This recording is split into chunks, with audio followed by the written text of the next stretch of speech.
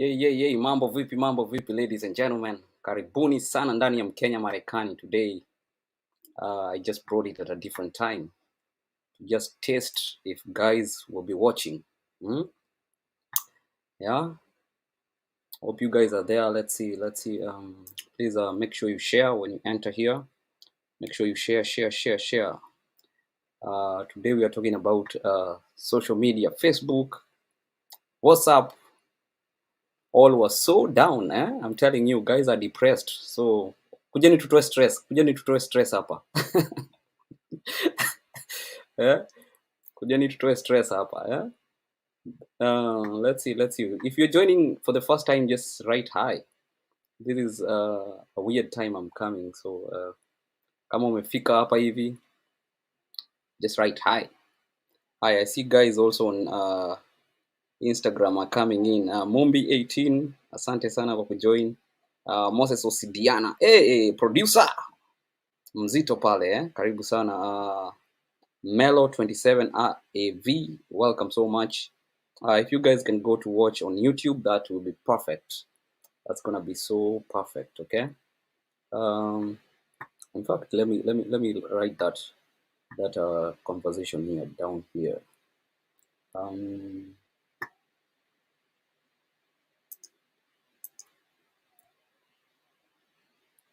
Yeah, let me try write that.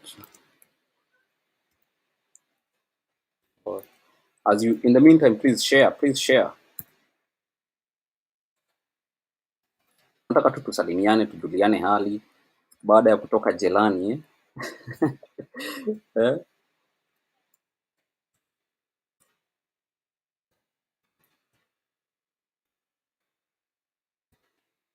By the way, if you want to join, just request a link right there on the comment section, right there. If you want to join here in this live conversation, just come in. Tuliane hali.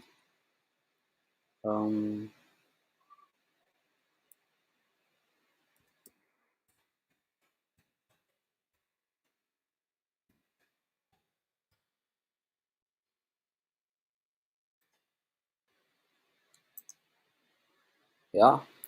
WhatsApp, Facebook, Instagram back. Yeah. Watu wameteseka sana. Let me see. Hey, guys wa Instagram wako very active. Wycliffe Indeche, thank you so much. Ace Mart, thank you so much. Patron Kani D 254, welcome so much. Let's see who else is here. Anita Merinito, where? Borobi, karibu sana. Guys, if you can just go to YouTube, go to my YouTube channel and subscribe to Mkenya Marekani. You can watch us from there. Yeah. Hey, Smart anasema hey, tulikuwa tumefika mwisho na kuambia. Acha nione kama kuna mtu unataka kujoin live conversation, please. The link is on YouTube. Let me see if you can copy it to Facebook as well.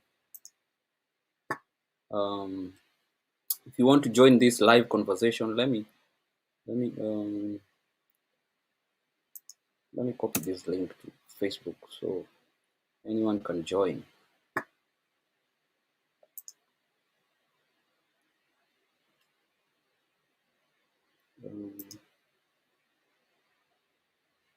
Join.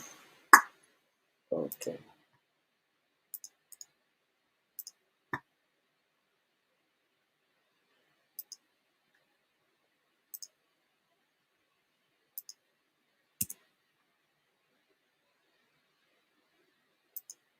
Okay. Okay. How do I comment on a computer, by the way? Nimesahau.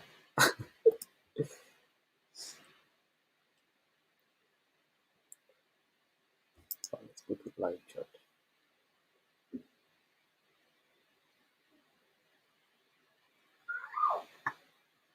Live chat. Oh, yep, there we go. And then pin it. Okay. So if you want to join live, just click that link, and you can join the conversation. Let's see who is here. If you're here, just comment. Let me see who is here. Um, Mwanix, top setter. Naomi Locherno.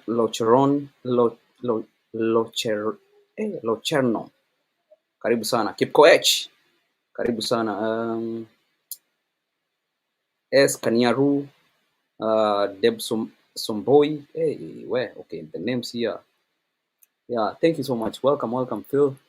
Mama Malaika anasema nini? Hi bro, I didn't even know about the outage until I saw on news. 5:30 p.m. news. Wewe then ukuangi kwa Facebook because watu wamesumbuka hapa. Watu wamesumbuka. Some people even wanted to break their phones. Yeah? Some people wanted to break their phones. Yeah? So tuambie ume experience aje, umesurvive aje, umesurvive aje. Umesurvive. Ukiona mtu ako kwa hii live jua amesurvive. So tuambie umesurvive aje. Meanwhile, let me see some reactions on Twitter. You know, Twitter and Telegram was still alive. So let's see some of those reactions. Yeah.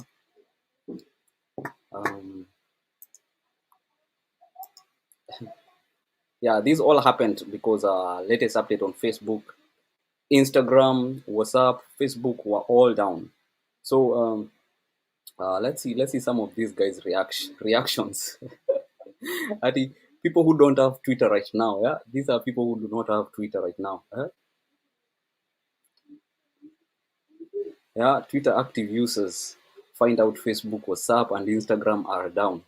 Them, they're just busy. Show us some of your reactions. Yeah. But now, even I see Mark Zuckerberg is saying that Facebook and Messenger are back online. Me apologizing to my Wi-Fi after blaming it for WhatsApp, Facebook, and Instagram outage. Oh my gosh.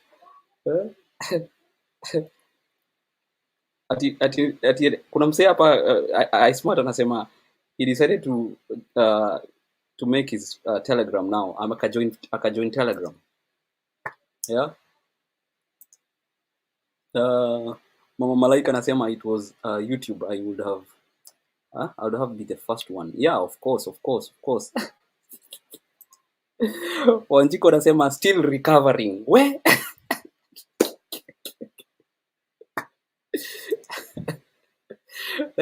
Still recovering. I'm telling you. Wow. If you need to join, if you want to join and tell us some of your reactions, please, the link is on Facebook. And if you join on YouTube, you will also see the link. Yeah.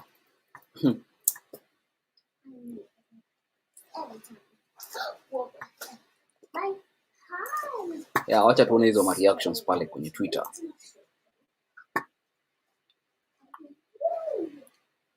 So you see, if you want to know, I know some people on Facebook don't know about Twitter. Twitter, when you want to know the trending topics, you come here and you can change the places, right? Like for me, I've set my trends on Kenya, based on Kenya. So yeah, Facebook too was.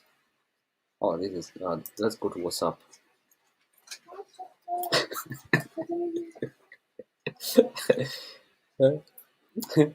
WhatsApp and Instagram come back online and you don't receive any message. Guys are still checking on their messages to see what they received. Oh, let me bring this out. Yeah. Yeah. After hours and hours of Facebook, WhatsApp, you log in and you still don't have a message. You're like, hey, people, amnikumbuki. Yeah. When Facebook, WhatsApp, and Instagram are down.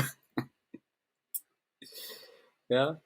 Yeah, people who believe that today's Facebook, WhatsApp, Instagram outage couldn't possibly be a coincidence after Sunday. I mean, it's expose. Facebook do not understand that the internet is held together with bubble gum and strings. Hey. Wow. Yeah. Now you know that Facebook is only held by a bubble gum. It can tear anytime. Don't put all your hope on Facebook and Instagram. Sometimes you'll be really frustrated especially if it goes. Yeah. Instagram and WhatsApp better getting back in and blood. Twitter rolling out of the. Whoa. Uh, let's see on Instagram. Let me go here. Hey, watu wameumia bana. Watu wameumia kabisa. Yeah? Tuambie. I want to see your reactions. Ulisurvive aje all those hours bila WhatsApp, bila Facebook, bila alafu unaingia kwa WhatsApp unapata hakuna message.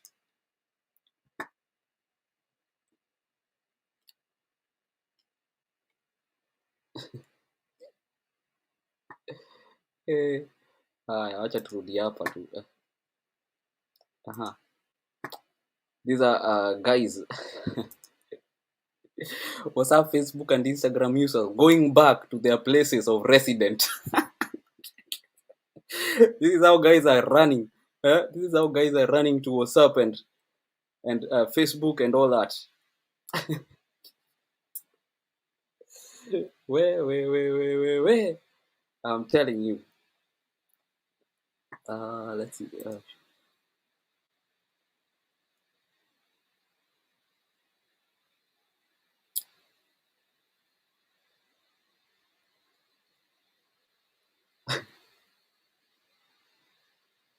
Hey, nobody. What's up? And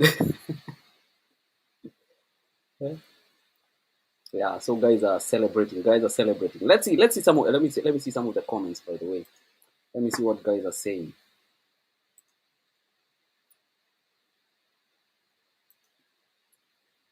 Mimi Nyambura. Mary Nyambura, mi hata nimekuwa job sija notice, ndio napumua saa hii. Wenye walikuwa job mko so lucky because some guys here hawakuwa wanaweza kulala. Let me see. There is Jeff Michi joining on Instagram. Shira Maki anasema amekaribishwa sana. Let's see who is here.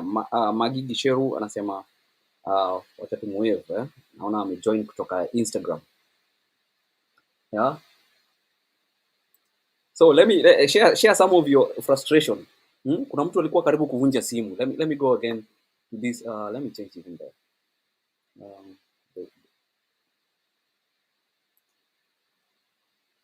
Oh, that's what's up. Let's go to.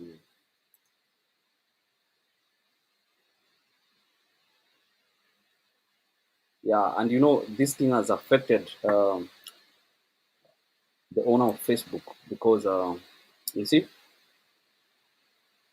he's now the sixth because he lost 6.8 billion. He lost in that period of time. He lost 6.8 billion. I'm telling you. Yeah, it's already uploaded.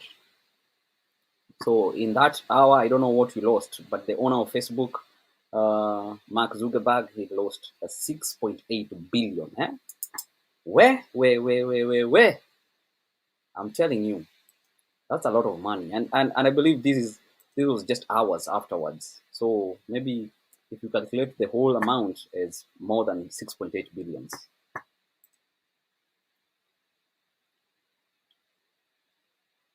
Let's see tweets about Mark.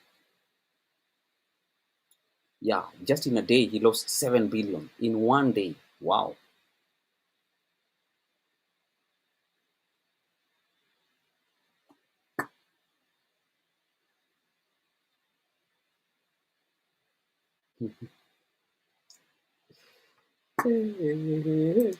Wow.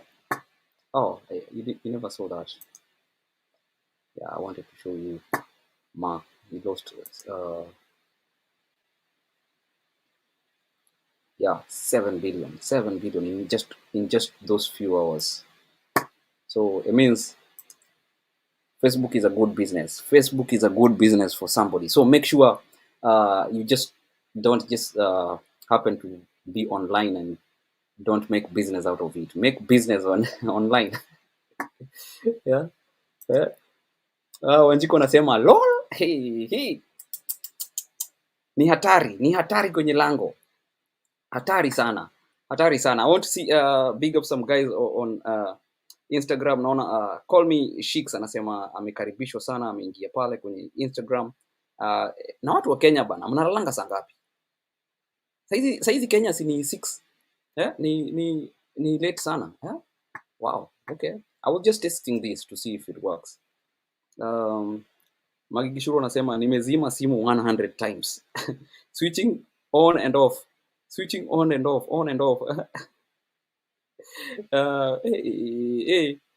Mpaka kichwa imeuma. Wow. Yeah? Wewe umefanya nini? Kuna mtu amegongesha simu bana, chini bana. Amegongesha simu chini. Let me go to this trending tweets. Let's see.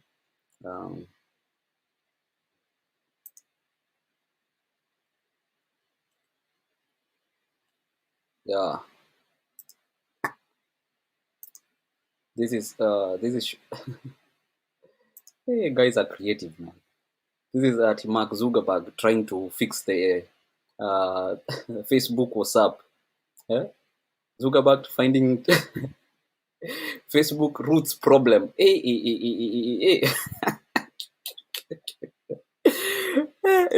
is serious bana. This is serious, eh? Nakwambia hapa sasa utapata shida iko wapi. Yeah? This is Mark trying to find the problem, the root cause of Facebook and Instagram and WhatsApp, why it was low. Yeah, even I was not available, by the way. I didn't know. I was on my appointment, so I was just on when I came out. That's why I saw on Twitter, hey, everybody's complaining about Facebook and WhatsApp.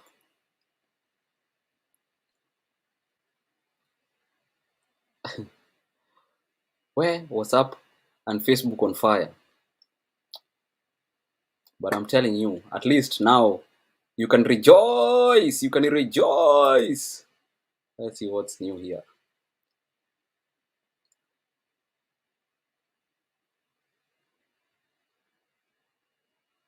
Yeah, even CNN Philippines reported now that our social media now it went down at they're reporting 1 hour ago, or that must be too late.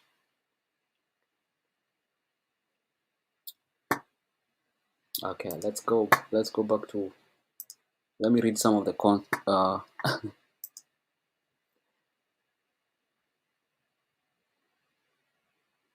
yeah, the guy is rich, so losing, you're telling me losing 6.7 billion is not much. Yeah, the guy has too much money, and he will make it back. Absolutely. Imani Karaoke, big up. Thank you for joining. Tell us how you dealt with this, and yeah, tuambie kama uli crash simu yako ukagongesha chini. And please, you can go to our YouTube channel and subscribe to Mkenya Marekani on YouTube. Laban Machari anasema nini? Laban Machari anasema I called my service provider to find out.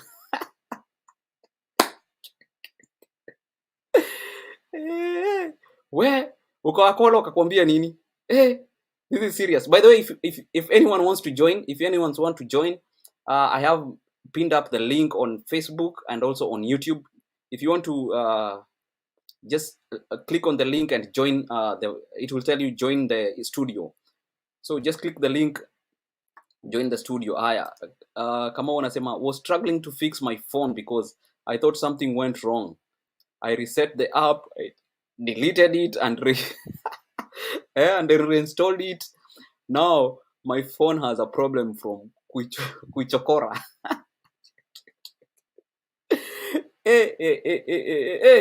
We umechokora simu mpaka ukashindwa kunaendaje bwana. This was depression for some guys. So wacha to detox bana.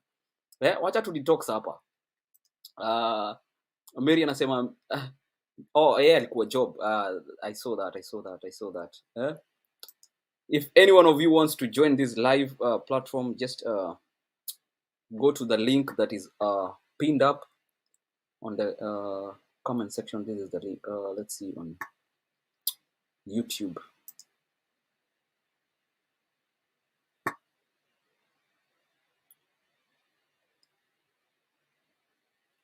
Yeah, the link is there on YouTube, so you can go and click on the link and join. We just want to relax, tukijuliana hali na nini, nothing serious bana.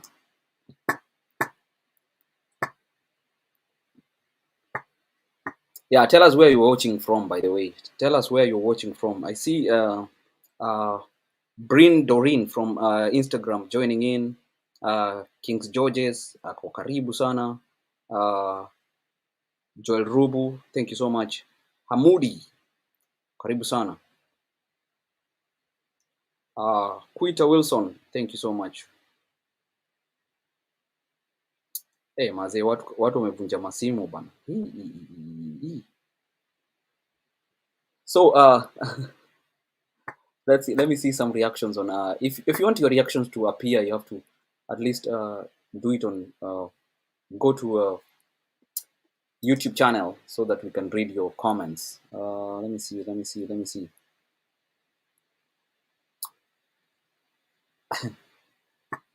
Jimmy Subuta anasema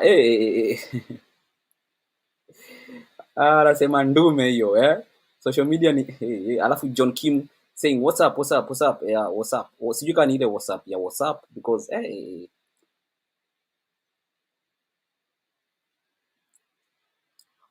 Jimmy Subuta anasema yani ndume, he didn't restart his phone for the whole day, amekuwa tu hivyo. Wow, I guess people are so different. Let me go to see some comments on YouTube. Let's see. Lea mamake Bria anasema that's the reason nilikuwa nashangaa kwani kila mtu leo wako ameamua kuninyamazia. I restarted my phone like 10 times. By the way, the struggle was real. I'm telling you. Yeah. By the way, Leah mamake Bria, please, if you can join on YouTube, go watch us on YouTube. That would be perfect. Nielea Suna anasema vipi Gary? Yeah. Tell us your experience, bana.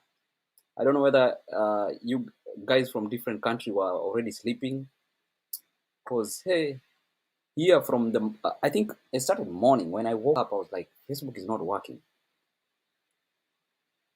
Wale watu wa kuamka asubuhi kama wameingia kwa nini wameingia kwa Facebook, hapo ndio ilikuwa wanajua ilikuwa kali sana. So guys, if you want to join this live broadcast, just kujuliana hali na nini, so you can click on the link of pinned it on YouTube and also pinned it on my Facebook. So just go there and wacha tusikie watu wanasema nini. Huyu ni Dan. Bro bana, unajiita majina gani hapa? Ati Niela Suna. Hebu join bana bro. Ingia kwenye hii live bana. Ingia kwenye live. Click your link bana. Click your link uingia hapa tupige gumzo. Caroline Bide Inoma anasema thank you so much for joining in, by the way. Well, I had to check if my phone bill was paid. Hey, guys are serious here, I'm telling you. Yeah, I want to see a live reaction because the link is up there. I want to see somebody talking to us. Yeah. James Cargo, my friend from Jamka Production. If you're here in Seattle, Washington, you need a poster, you need a banner, you need anything, talk to this dude. My friend. Anapiga maposta kweli kweli. It was crazy. I called T-Mobile. What's going on, bro? Walikuambia nini T-Mobile? Walikuambia nini huko? Kezi George wa Maura anasema I thought the network provider wanted me to upgrade my phone. Hey. By the way, anybody watching from Facebook, please ruka YouTube tafadhali. Ruka YouTube Mkenya Marekani na usubscribe pale ndani na ugonge kengele. Let's see. Mr. Dan ameingia na kuona bro. Nakuona. Acha nikuingishe. Ati nilikuwa show mbaya IG alafu ghafla bin vu ika lost. Hey, my friend, my brother. Karibu sana bana. Niko vitu bana.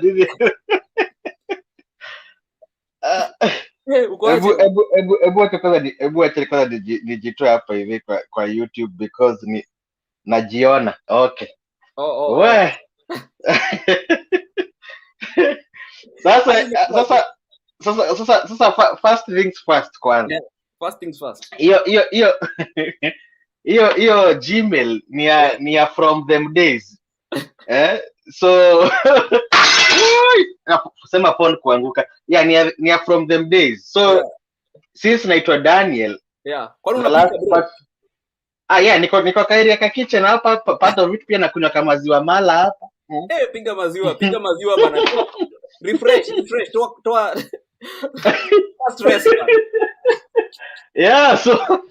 So hapo ndio whatever ndio email whatever ime come from. So Daniel alikuwa anaita Daniela kama tu nje ya wase kutokujua. So because Daniel, so nikatengeneza hapo Daniel alafu hiyo X inafaa ikue KIS, so soon. So yeah, so remove tu hapo. But yeah, so to the issue of the day bwana. Yeah, sasa tulikuwa pale ile show yenye unakujanga na ile whatever ya Kenya Marekani. Ndio hiyo. All of a sudden nikahang pap. Uzuri Twitter saved the day. Saved the day. So, nilikuwa kwa Twitter na Telegram.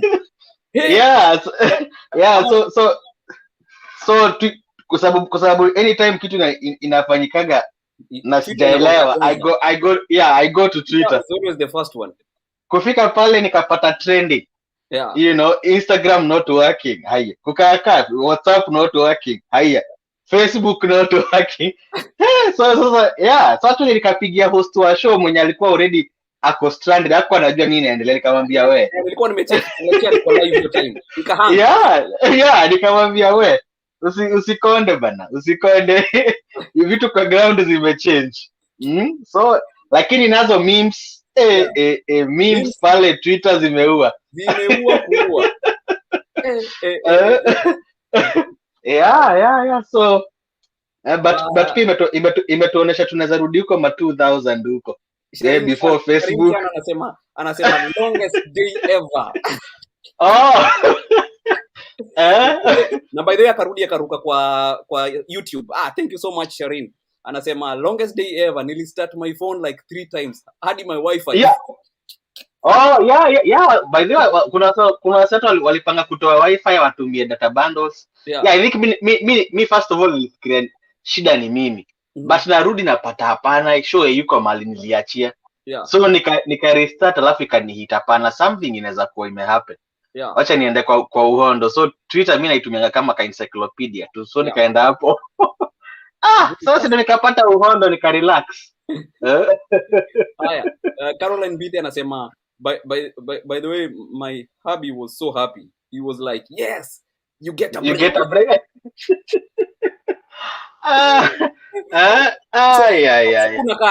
Kuna ka addiction hapa. Tunaongelea mambo ya hapo hivyo kuna ka addiction na too much of everything is dangerous. But interestingly poisonous. Tuseme tu ni dangerous ndio tusikue sued, but sawa. Kusema poison unaribu bwana. Inasemekana you are being insensitive. You are not valuing life, you are not pro-life. Okay. You have to be pro-life here. Especially when you're in a public broadcast. Bas, utastukia sasa wamezima tena warudi. Ibaki ukiwa unahang hapo. But yeah. Guys, send us your reactions. We want to see your reactions. What were some of your reactions, man? unaingia hivi unafungua Facebook, una restart, unazima simu, una call Safaricom, Yeah. una call all those. Yeah, no, actually kuna watu hata ikuwa hit. You know, yeah, home kuna msali kwa ananiambia by the way, mbona najaribu kutumia hii whatever haitumiki, but pia kuna ma apps zingine za kuongea, so at least tulizitumia, but wakati nilina tu WhatsApp imeleta shida na Insta na nikaona Facebook nikajua bas hapa iko shida. Iko shida. Yeah, hapa iko shida. There's a problem yeah, niliona meme fulani hapo kisemekana venye ma Instagram influencers leo wanakula nyasi. Hebu nitafute memes za Kenya by the way za WhatsApp. Kulikuwa na memes fulani hapo. Hizi zenye zinatokea sasa, hizi zenye zinatokea ni za huku US sasa hii. Oh yeah. za Kenya bado hazijaanza kuhit kwa alafu pia no, zilikuwa kitambo. Unajua sawa, Kenya wanakuanga rada sana. Yeah, because walikuwa mbele za huku. Yeah. Alafu pia niliona kulikuwa pia na orientation classes za wenye wamekatalia Facebook na Insta na wanakataa kuingia Twitter.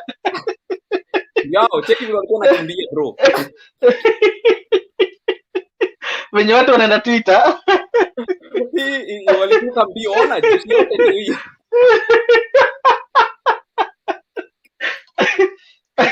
Yeah. Wow.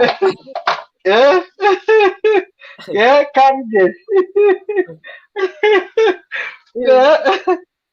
When you let me try to get Kenyan trends again. Let me refresh for Kenyan trends again. Ndio when clear. Yeah, when you wali watchingi zile ma DJ movie za DJ Afro, hiyo ilikuwa inaitwa Kamjesh.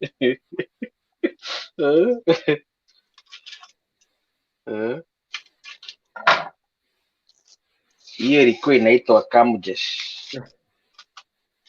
Yeah, ndio Kamjesh inakibia ikielekea Twitter world. Kwa nini nimeendaje sasa? Hata nayo Twitter ilikuwa inachukua dig boy, ilikuwa inasema like hello everyone. Yeah. Yeah, there was a lot of dynamics, but yeah, in one way or another imeonyesha venye life sasa imekuwa super dependent on the social space. My friend, bila social media. Naona kuna mzee amejoin hapa. Acha nimemcheki. Naona kuna mzito amejoin hapa anaitwa brother man. Hey, what's up bro? How are you? Mambo fresh kwema? Yeah. Neema inatosha. Yeah, siku zote. Yeah, leo ilikuwa ni kama tulikuwa tuna ulicall mpaka mobiles.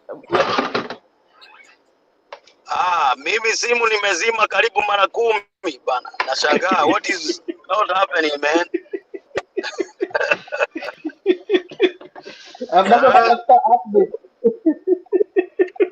Simu hakuna mahali sijachokora, nilikuwa nikanunue simu nyingine, hii haifanyi bana.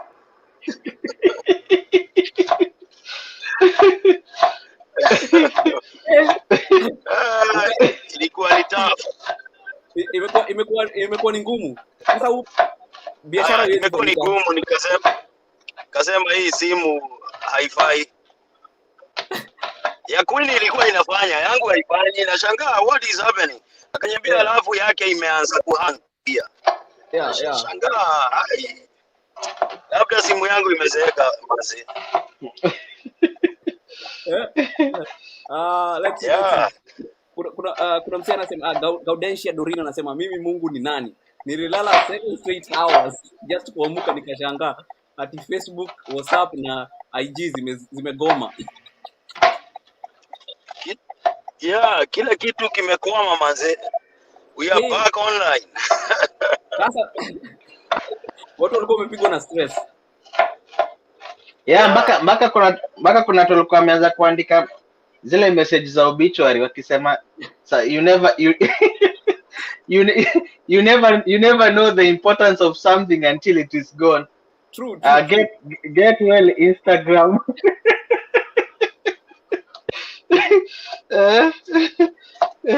Wa. Ilikuwa ni ngumu bana. Yeah, ilikuwa imetesa watu hapo bwana. Yeah. Watu wale wamezoea internet kweli. Ya Facebook. Kuna watu wanafanya biashara na hizi vitu bana. Yeah. Ilikuwa noma sana. Watu wamelala mapema.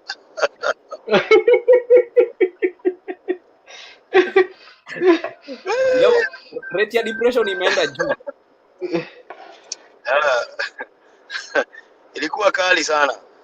Sana. Let me see wase wa Instagram wanasema nini. Judy Kertich anaingia pale ndani. Zaku Mtumishi, thank you so much for joining in. If all you guys can join us on YouTube, go to YouTube channel.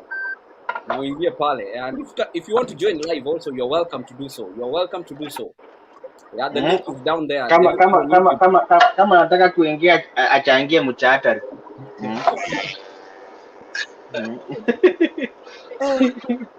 Wow. Lakini news ukimbia mbio bana bado. News ukimbia mbio. Ai kabisa. Ni mbio sana. Yeah. Kuanga hapo.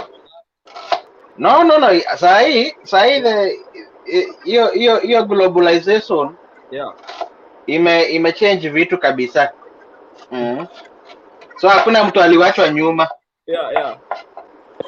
Yeah. Ndio kiki hiyo anasema I refresh 5 times. Wewe haya, wacha tu kuna mtu amejoin hapa. Haya. Let's see. Jedi, karibu sana. How are you? Can you hear us? Yes, I can hear you. Yes. Mambo vipi? Niko salama. Unawatch kutoka wapi? Tuambie kwanza unawatch kutoka wapi before tuambie first. Mimi niko Kenya. Oh, okay. Kenya hujalala? Bado ni mapema. Ati ni mapema ya kwani wewe ndio unakaa macho uamshe jogoo wiki. Wewe utalalaje upate Kenya imeuzwa na hii uchumi my friend. Kenya saa hii ni saa 9. Bado wako Siku hizi tunakaa macho sana bwana. Tunakaa macho bwana. Ama wewe ndio unaamka asubuhi. Mimi ndio nimeamua kulinda nchi. Mkubwa ameishia.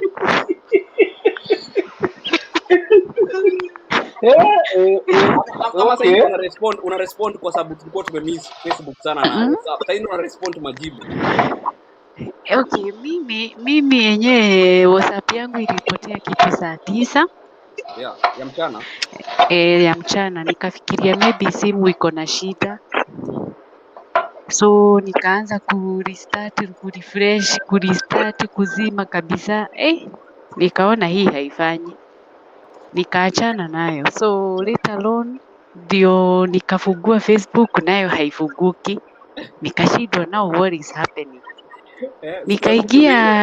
Nikaingia imo nikaambia best yangu tumia mtu fulani message mwambie since WhatsApp yangu haifanyi uambie pesa ya chama tunatuma mahali fulani. Akaniambia wewe WhatsApp yako haifanyi, nikamuuliza yako inafanya, basi simu yangu iko na shida. So tumia watu text. Ule mtu alikuwa na deni. Alipata reason mzuri. ya kutoka contribute kwa chama. But sasa unajua mimi ndio update kwa group ni nani kupatia chama. Yeah. But sasa unaona sikuwa na choice, so ilibidi niingie kwa imo sababu wenye tunafutana nao chama wako diaspora. Oh. Sasa ikabidi niingie kwa imo nimwambie tumia hao wengine text waambie tunapea mtu fulani pesa. So ndiye akaniambia kwani WhatsApp yako haifanyi? Nikamwambia yangu haifanyi, nimejaribu kila kitu, I think simu iko na shida. Akaniambia ni sawa, which she did, na kila mtu akatuma pesa ya chama. But baadaye sasa nikasema na ni leo sijaingia Twitter, let me go to Twitter. Huko sasa ndio nilienda nikaingia nikapata kimeibiwa. Nikapata kumbe kimeibiwa.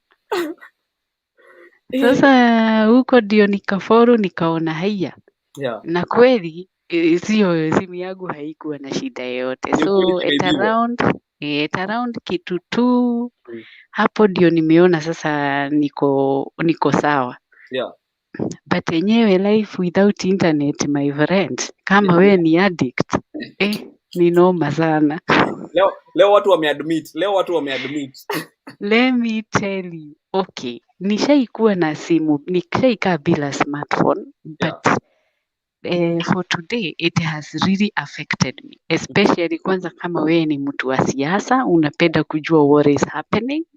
You know there was a heated debate of what was the new about the news yesterday, so ulikuwa una follow whatever is happening, all of a sudden giza imeingia, you know.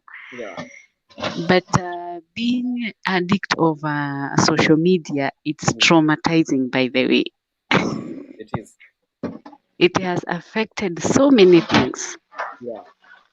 Sasa kwa sababu ya hiyo story tuna partner na Geri, tunaanza rehab ya wa addicts.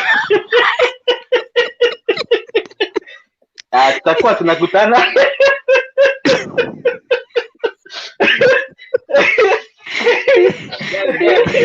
Guys, by the way, guys, you can go to our YouTube channel Mkenya Marekani. Please go subscribe there.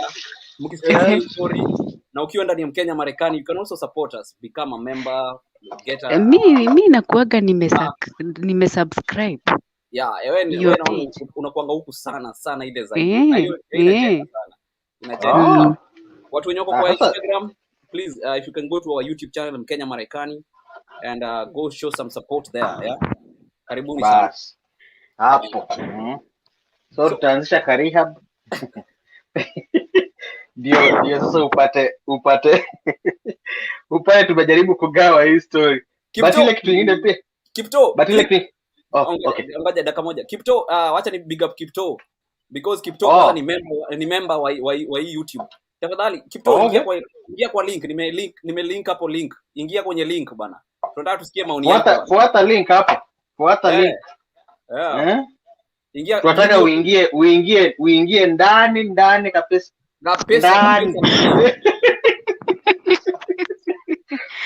Ndio. Mbona wewe vile ulikuwa unakula mountain?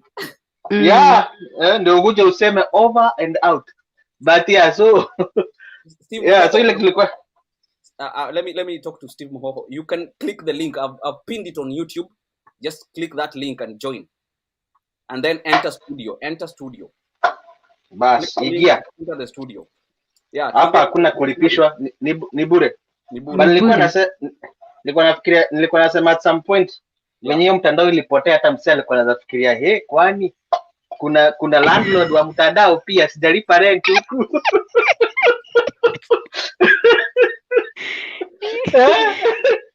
Kulikuwa na malipo. Kuna WhatsApp premium. But do you know hiyo kitu ime affect vitu mingi sana. You know so many people depends on social media, they do their businesses on social media, you know. It has really affected. Affect sana. It has really affected. Mwenyewe amepoteza close to 6 billion. That is what I have seen. So hapana mchezo. Hapana mchezo. Unaona sorry, naenda wapi? Kwa hapa. Ona vile developers vile wako. hawa ni developers. Wanaangalia vile watasolve. Lakini hawa users wako so hopeless. Yeah, So hopeless. Yeah, kungekuwa na venye ugezoom in kidogo, but ni sawa tuna. Acha niweke full screen ndio uone. Okay. Unaona vile wamekuwa hopeless. Mohoho na kuona na tukaribishe Mohoho kwanza, naona ameingia. Okay. Karibu. Mohoho. Uga. Hello. Hey, Yes, Ugua. hi. Okay. Umemua leo, watu wamemua leo. Yeah. Hello. Unawatch kutoka upande gani by the way? Hello. Yes, tunakusikia. Tunakupata poa kabisa. Mbona siwasikii? Tunakusikiza? Tunakusikia sisi. Unanisikia? Yeah. Sijui mbona kuna issue gani? Nice to meet you, Jerry, for once. I'm a big fan. Wazi. Where are you watching from? Hello. Yeah, we can hear you. Maybe check your setting. Go to setting and then choose a mic. Choose a mic that you will use. You use. Go back to setting, and then meanwhile tunaweza endelea sorry. Ulikuwa umetoka. Okay. Jedi karibu. Bwana Kipto. Naona Kipto na kuona hapa. Yeah. Karibu sana bwana. Asante sana. Mtuanzishie rehab bwana, tumeumia leo yenye hujawahi ona. Mimi nilikuwa nimeenda hiyo show ya chipukizi. Yeah. Kufika kwa nyumba nimetulia nikasema sawacha sasa niangalie mambo ya internet nini. Yeah. Kuingia. My goodness. Nimezima simu, nimerestart simu karibu mara 5 mpaka nikaizima, nikaenda kwa wifi nimezima. Shindwa ni nini inaendelea, nikafikiria ni simu yangu. Until I had to call, ikabidi nipigie mabeste yangu wawili nikawauliza. Yeah. Simu yenu iko sawa? Ni kama mimi simu yangu ndio iko na shida. Hao wako wamenotice, so wakajaribu wakaingia pia wakarealize oops. Unajua mimi nilijua Kiki alikuwa live. Kiki leo alikuwa live na Kaleche Momo pia alikuwa live. So nilikuwa na cheki show zao zikakwama. Azisongi azifanyi kitu yoyote. Nika refresh Instagram nikaona haifanyi. So nikaenda kwa immediately kwa Twitter. Kwa Twitter ndio inakuwa na hizo information. Ndio nikaona haya kumbe hizi vitu ziko. Sasa hiyo hata iko imeanza kutrend bado. Because it was morning time. Yeah. Walikuwa wanacheka. Ilishika Kiki, walikuwa waine. Yeah. Ikawashika mahali ingine walikuwa wamecheka, sijui walikuwa juu niliingia hivi alafu nikatoka. Yeah. So kujaribu kuingia ya pili ikawashikia mahali pengine walikuwa wanacheka. Yeah. Na ikanyamaza hivyo. Simu yangu ikufanya mpaka nikashindwa. I thought maybe simu yangu ndio mbaya. Yeah. So Steve Muho, please if you can ukijoin kwa setting pale unaandika jina, andika just check on setting of your mic. Choose a mic that you're using. Kama ni earpiece unaweza select earpiece. Kama ni Bluetooth select Bluetooth. Yeah. I see MGN Media anasema ala Dan wa wash ako huku. Dan, kwani unafanya wash hapo? Dan, kwani unapika? Yeah, mimi ngawekelea chemical. Ndio nipate. Huyu ni unajua ni nani? Mark G acha hizo. Yuko huku tunaongea naye hapa. Yeah, kwa hapo Siaro, yeah. Mark G, wewe mbona nasumbua mimi? Watu wote wewe Dan. Dan wewe hauna mtu. Ati sina mtu.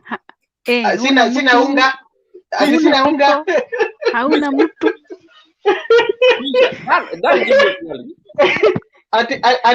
sijamuona ako wapi? Wacha nikuambie, kuuliza si ujika. Unajua?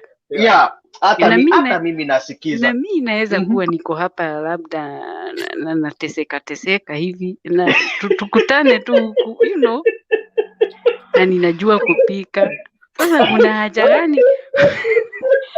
haja gani shule utesekee hapa kwa hiyo jikoni nikiwa hapa? Gary, was it planned? Unajua hii show ina turn out kukua patanisho. Nilikuwa shangaa. kidogo Ati mtu anajifunza, so ni wewe bidii yako itabidi umechangamuka kidogo. Ndio Mr. MGN Media ameingia hapa ndani. Tumsalimie kwanza. Sisi mnakaribisha MGM kutoka Congo Brazzaville. Wewe Dan bana, nimeingia bana, nimesikia harusi imeshaiva. Suti niko nayo. MC yako sawa, MC yako ndani pia. Biashara tumefunga. Leo naongoza bibi harusi huko. Imagine, bure kabisa. Haitishwi hata chochote. Amejileta tu. Amejileta cash. Imagine. Kwanza unampata na bei ya jioni. Wewe Dan unampata na bei ya jioni. Ama bei ya kufungua social media. Juu tulikuwa tumefuga sasa ni bei ya kufungua. Sasa wewe tutoke kwa conversation. Dan, umepata mtu. Ati kuanzia hapo. Hapo kwa patanisho. Sisi bado tunatafuta chemical. Siku mingi umenisumbua nikuombee.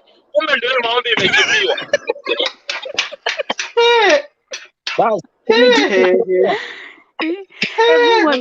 Hebu mwambie vile Mungu anakujaga na njia mingi. Kila siku mimi naomba na roho bana. Mungu naye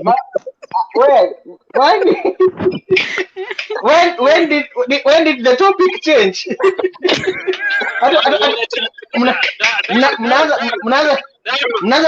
Mnaanza kunishtua. Mnaanza kunishtua ni Dani mgani huyu? What was done? It's you are done now. You are done. Finished. You are done. I am completely finished. Yes. Sasa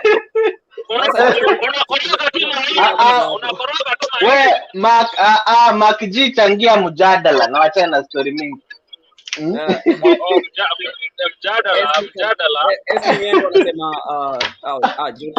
James Kago alishatoka but Esli Ngendo, please go to YouTube, tafuta Mkenya Marekani alafu join pale na subscribe. Itakuwa sawa sana, itakuwa safi sana. Naona kuna mtu mwingine amejoin hapa.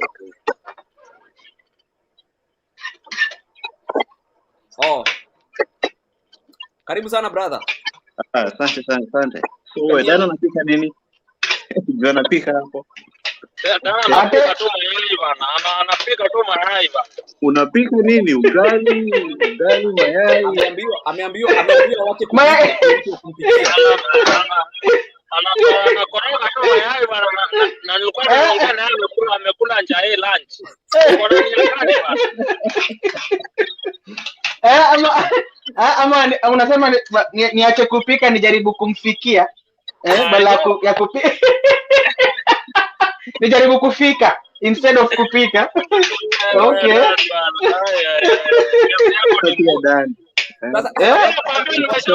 Siku nyingi bana. Siku nyingi mimi nakuombea. Wewe turudi kwa topic. Okay. Tuende basi Acha faida na kurudi, si ndio hii umepata bibi cash. Hiyo ndio faida.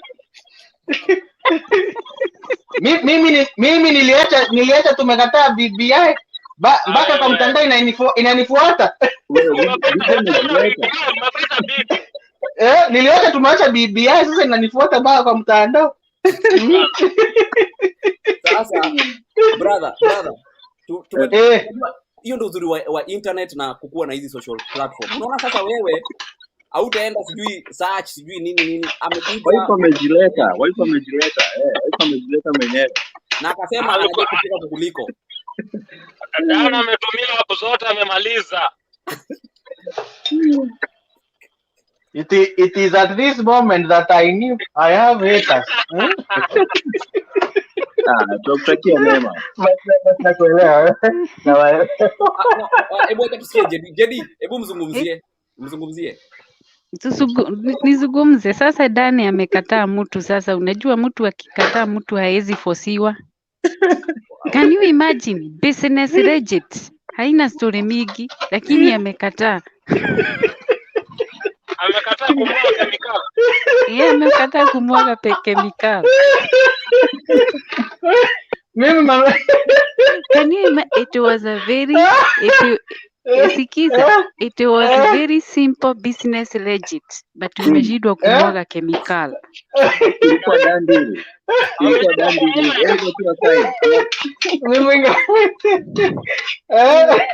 Mimi baka lazima niende Brazzaville kwanza. Niende kaongea na watu wa kemikali. Wewe jipange kivyako. Mama Malaika amefurahia hiyo story sana. Amesema ni tika.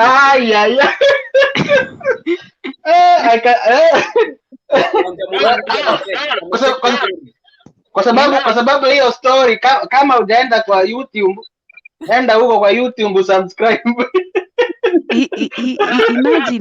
Imagine ni masaa ya Dan. Kwanza unapokea hizo baraka masaa yake ya saa 9. Can you imagine? Masaa ya saa 9 unapokea baraka lakini umezikataa. Zitakupita tu hivyo. Ni sawa tu.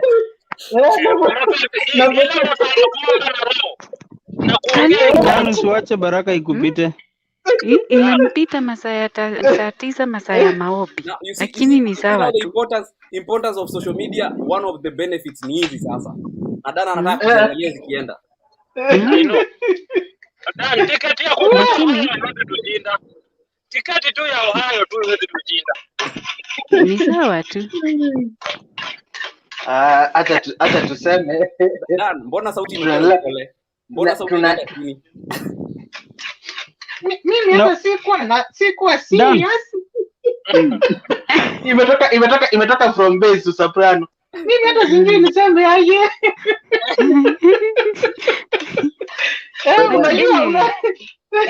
But ni vizuri tu tumetoa stress kidogo zile tulikuwa nazo hapo mbeleni za kukua za Facebook na WhatsApp na IG. Ndio hiyo. Kama alirestart simu.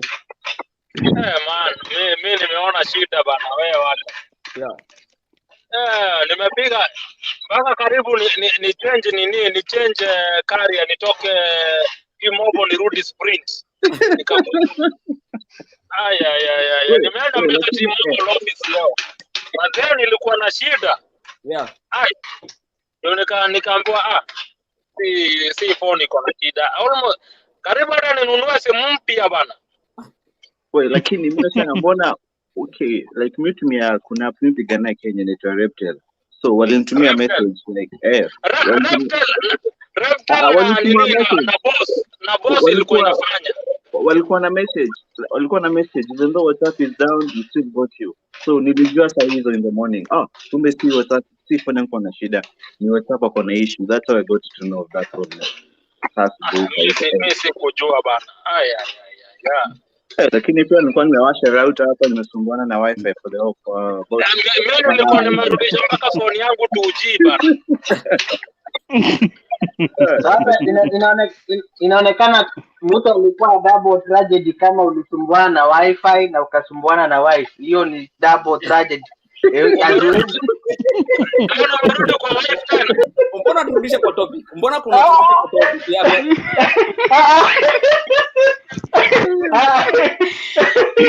Ona, inakaa hiyo topic yanaogopa kuongelelea hapa, but tunaweza meet behind the tent.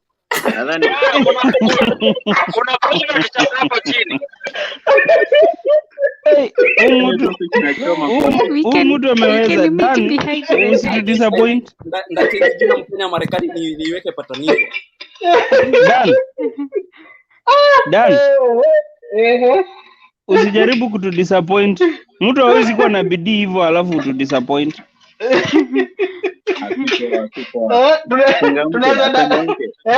Tunaweza patent. Yeah, mupatane hapo nyuma ya tent. Kama vile Musa alikuwa anakutana na Mungu kwa hema. Nyuma ya hema. Alafu unajua Dan, unajua negative times negative inakupatia positive. Sasa ukiwa na stress ya bibi uongeze ya wifi, unajua sasa unakuwa fiti, like unakuja positive.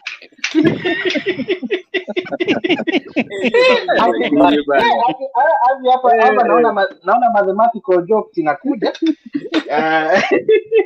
I'm trying to look for the angle. Iko sawa. Nimeafisha hiyo. So Dan, venue tumepata, pasta tumepata, MC tumepata, na bibi yamepatikana. So alafu brother, Plane ticket pia iko. Hiyo si shida. Tutachanga na wewe. As to I hope me confuse wifi na wife. Tafadhali rudini kwa wifi. Najua ziko na spelling different hapo mwisho. Kwa wale wako wanapenda kidogo. But turudi kwa wifi. Yote na kasi sawa. Imeanza na wifi. Atujali sisi yote ni sawa. We were restarting wifi. We were not starting wifi. We cannot. We are not starting a wife. Nyewe hapa kemikali natafuta kabisa hapa. But no. JD unajua mtoto wa Yesu ni wa kutembea na mwanga. Mwanga. Okay. Ndio hiyo. Akasema hakuna haja ukuu unapika hapo, ukuu unasumbuliwa na wifi, ukuu unasumbuliwa na WhatsApp, Facebook low. Yeah. Na yeye anaweza kuja kwa maisha yako. Mambo yenu maisha anaweza kuja kwa maisha yangu anipika kipikanga. Anipika akipikanga. Alafu mwisho tunaanza kutafuta toothpicks. Okay. Sawa. So we JD, kabla uende nyuma ya tent, mpe maneno ya mwisho, maybe anaweza change mind. Ati maneno ya wewe. So mimi siwezi. Hizo baraka zimempita hivyo. Hizo baraka zimempita hivyo. Acha tuwaborese. Asijali. Hizo baraka zimepita hivyo. No, but you never baraka za saa 9 asubuhi. Imagine ya saa ya maombi. Saa ya maombi. Na umezikataa. Nitakataa. Hii ndio masaa ya prayer partner kupatikana.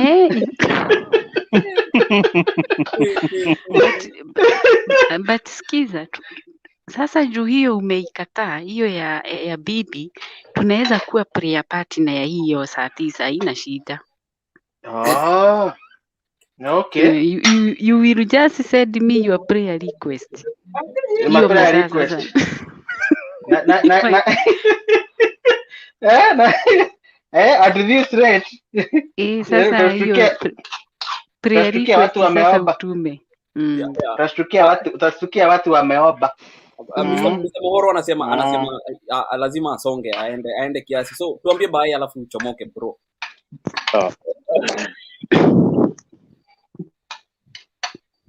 Nimemwambia aseme bye alafu akachomoka kuchomoka. Bas, ndio hiyo bye. Sasa ona mnabaki mkiwa wawili sasa. Tubaki tukiwa wawili, tuko na host.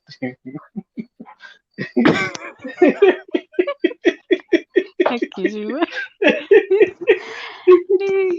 Anyway, Tuko Jerry, Yeah. wacha hata mimi nilale dakika kidogo, at least niamke mapema nianze kujenga nchi. Mhm. sasa already ni mapema. Okay. Eh, saa hii ni saa 10. Wow. Ile Tulale najaribu nione tu kama watu wako around to discuss hii mambo. eh, Sasa ni saa 10. Thank you for saa hii joining. ni saa 10 na dakika 5. Oh, huko Kenya. Mm. Na unaenda job saa ngapi? Kitu 9:30. Oh. Nitaingia 9:30. Corona ilikuja kusaidia wengine wetu, hatuingiagi job mapema Yeah. na tunatoka mapema. Dan, nasikia hizo quality Dan. Eh? Naambia Dan kama nasikia hizo qualities. So nilalale kidogo niamke. Haya. Sawa. But I'm happy to join you guys. At least nimefurahi, stress za social media zimeishaisha. Yeah. Yeah, I will join you again. Yeah, sawa. Asante sana. Sawa. Poa. Good night all. Okay, good night. Okay, Karibu tena bye. kwa show. Thank you. Bye. Okay. Mupatane huko nyuma ya tent baadaye. Na utume prayer request. Dan, unasikia maneno? Dan, Yeah, request. tutaombea Zuckerberg asizime mtandao. We're done. Sitazima. Done. Yeah. Make sure when the sun shines. So this is the time. Ngoja kwanza alale kukuche ndio sun shine. Okay.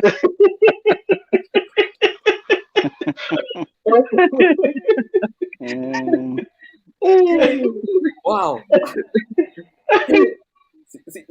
Sikuwa najua hii show inaweza leta baraka hivi. Okay. Acha mimi nitoke kiasi. I have to go. Yeah. Mr. Mohoro ana sign out. So Nice thank you so much for meeting you joining. guys. Sasa. Yeah. We'll see you some other time, okay? Bye. See ya, bye. Kapto. Yes, brother. So unasema umeteseka leo sana juu ya internet. Leo nilikuwa shocked. Ili hang and then but then nilifikiria maybe like 100%.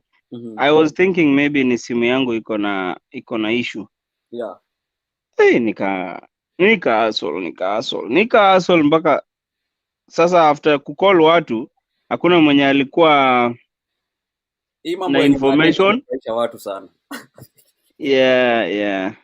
Hakuna mwenye alikuwa na information but later on nika mwingine akaniambia amepigiwa pia from Texas wherever so ikakuwa true nikaona yeah otherwise jana tumekuwa na time poa. You know, si tuna support especially jamaa ametoka Kenya amekuja hapa. Yeah. Tukamsupport, alifurahi sana, you know meeting Kenyans. We were like karibu wangapi? Tuko wengi like less than 20 something. Yeah, it was a good number. Hii stuff the fish wherever ilikuwa mostly ilikuwa ya Nigerians ndio I think walikuwa wako na hizo mipango. Yeah. So hao ndio alikuwa majority but at least si tulitokea kusupport. Yeah, tunaongojea hii weekend nani anakam Arrowboy. Yeah, alikuwa huko Seattle na nani pia alikuwa huko Seattle, Nadia Mokami tukamhoji hapa kwa Mkenya Marekani. The show will be live on Thursday. So make sure you watch. Nadia Mokami atakuwa hapa kwenye Mkenya Marekani. We recorded her. So atakuwa live hapa kwa Mkenya Marekani. Tuende Thursday saa 4 atakuwa live na pia live. We done. Done. Dan, unaona hizi ni messages zako? Mkutane nyuma. Enda nyuma ya 10 na JD Wageshuki amesema Dan, prayer request bado wanangoja. Ati tunaombea nini?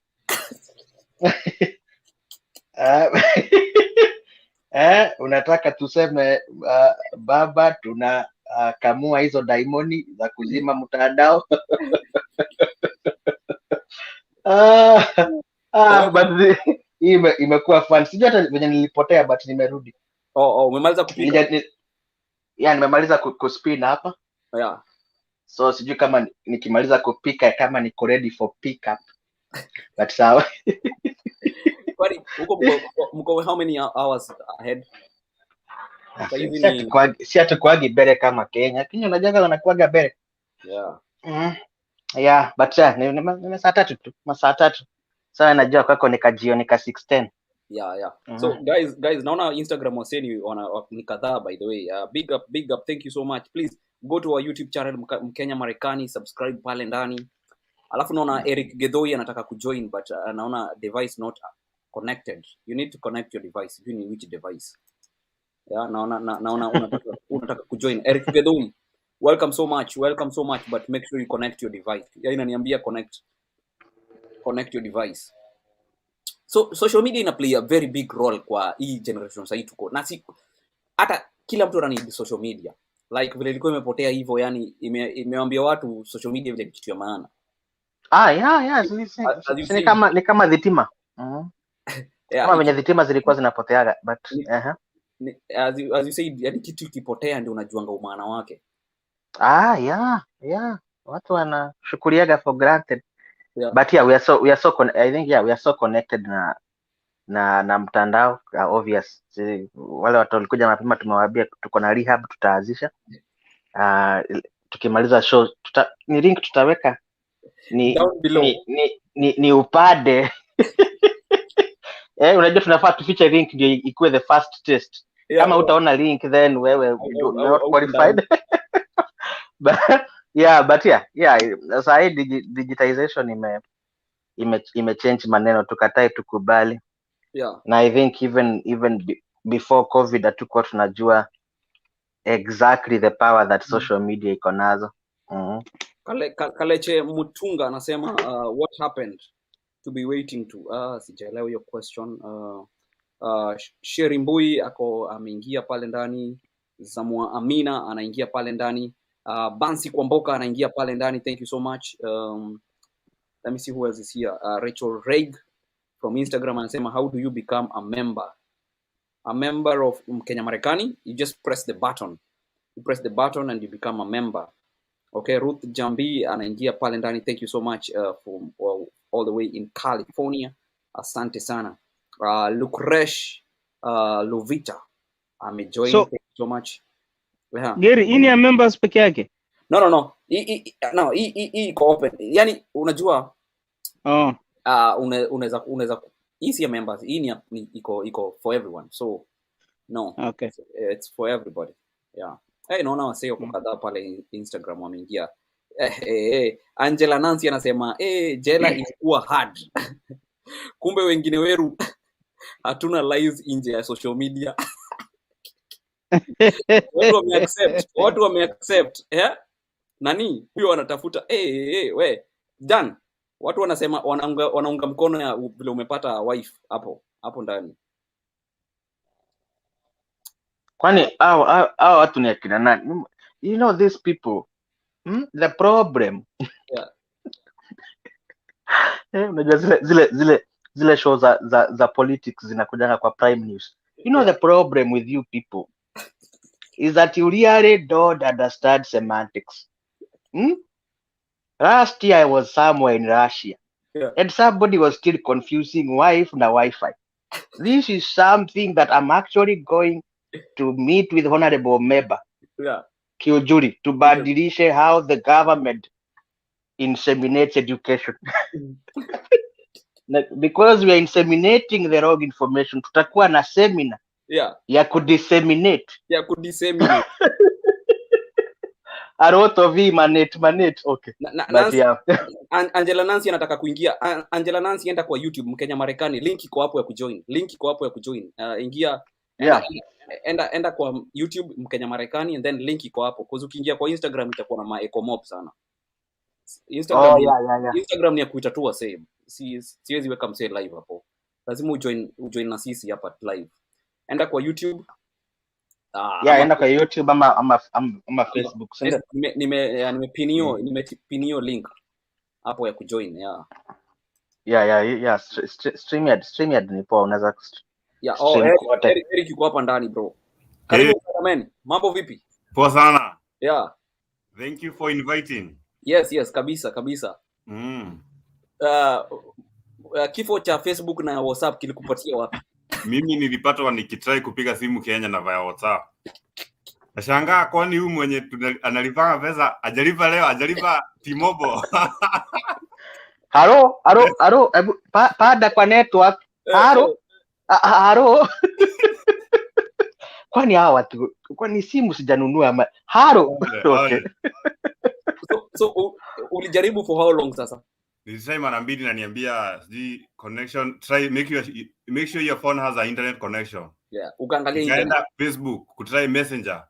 Pia ingi. Nikakumbuka Telegram. Nikampata huko. Nikajua sasa hapa mambo ni mbili. Facebook, Telegram ziko offline. Yeah. Jisa mimi si fan vile wa Instagram. Yeah. Sasa hapo ndipo nikajua mtandao kuna noma. Sasa nikasema, yenyewe that's a good life. Inakukumbusha sio lazima simu all the time, but ni poor communication. But unasema ati simu si poa kila saa. Si umechukua na unaona mtandao unajua inaweza watu wako na addict, as in wako addicted na hizo lifestyles za social media nini. Yeah. But so, kwa communication niko sawa. Unajua some people use it for communications, wengine news, others different things. Yeah. So but depends with how you use it. Yeah, social media ni important because kama mse wa Facebook mwenyewe ame lose 7 billion just for that little time. Though kuna madam ameniambia hapa 7 billion is like peanuts to him. Hiyo ni kidogo. Hiyo ni ya kulipa tokens.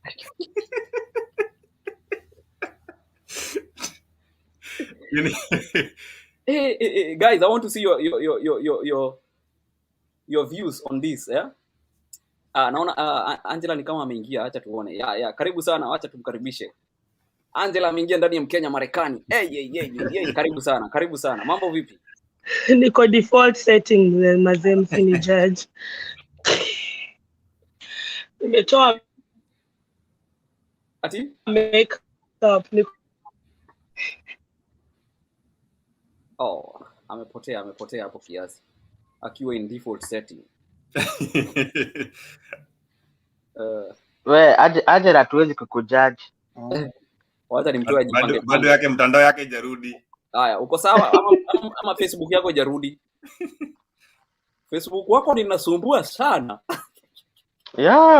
Hii watu inasumbua. Sijui kama Angela weka simu poa, nitakuona na kuonea tu hapa alafu nitakuad. Weka simu fiti alafu nikuad. So Eric ulikuwa unasema nini? Mimi hapo sasa ndipo nilijua. Yeah. Hao watu wa 90s wenye wako na mtandao walikuwa naishi aje? Unajua una reflect hiyo maisha yenyewe. Ilikuwa ngumu bro. Yaani unajua ilikuwa ni Masai anagonga drums. Mnasikia kupitia message si unatembea maybe kama from Narok to Nakuru. Yeah. Ama unaenda na mat hivyo kitu kaa hiyo. Mat hazikukua. Zilikuwa kadhaa lakini sasa ni zile za tunasema before you see na 3310 ndio. Ilikuwa na kuko pia na mabarua. Watu walikuwa wanafanya ngaje? Si ndio nashangaa. Kama zile zinatu affect hivi unapata ka depression kivyako.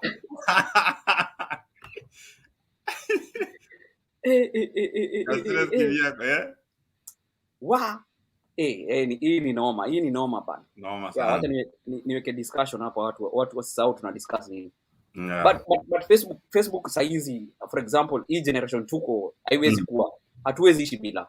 Hatuwezi. Haiwezekani. Ilikuwa noma leo. Ilikuwa hatari. Naona haya. My friend Angela ameingia, wacha tusikie sasa. Angela karibu sana. Amehang. Ni huyo ako live. Yeah, unatupata? Mimi nawapata lakini sijui kama mnanipata. Tunakupata loud and clear. Karibu sana. Nimetoka jela, nimefurahi.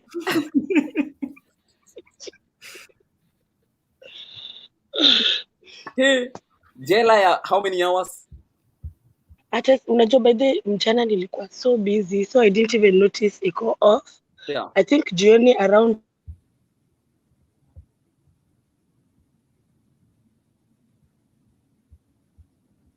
the whole day without social media. Nikamwambia what do you mean? Because by that time nilikuwa nimerestart simu mara 2. nikifikiri wifi, maybe wifi imeblock WhatsApp, wifi ya job imeblock WhatsApp. Yeah. So nikaenda mobile data, nikaenda data bado hakuna. Nikashindwa, wow, what's happening? Oh, tumemlose tena. Oh my gosh. Yeah. Kwani mtandao itaki ushuhudie? What is this? Ama unasema patia mtandao yako chemical. Yeah, mwagia chemical. Wifi hii ni wifi ya America, haifanyi kazi. Kwani wifi legit. Ama ni wewe umetoka, ama ni wewe umetoka jela, lakini jela haijakutoka. Okay, sawa, acha tuachie hapo. Tusishout. Yeah, tusishout. Nikuja hapa tusishout, tukue watoto wazuri. Kuna msee hapa anaitwa Carl de Brand. Carl tunamjua, ako Kenya, anasema it's good wangetoa all useless social guys kama watu wanapost news zao mara vitu hazina msingi.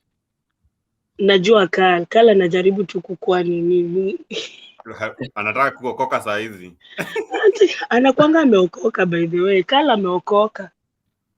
Carl ni musician, gospel artist.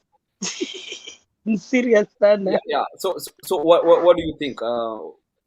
Mi naona unajua ukiona kwa platform yako uko na right ya kuona chenye unataka. You can block guys you don't want to see. You can delete people you don't want to see. So social media si mbaya. Hakuna kitu mbaya kwa hii dunia, ni how you use it. For me that's what I think.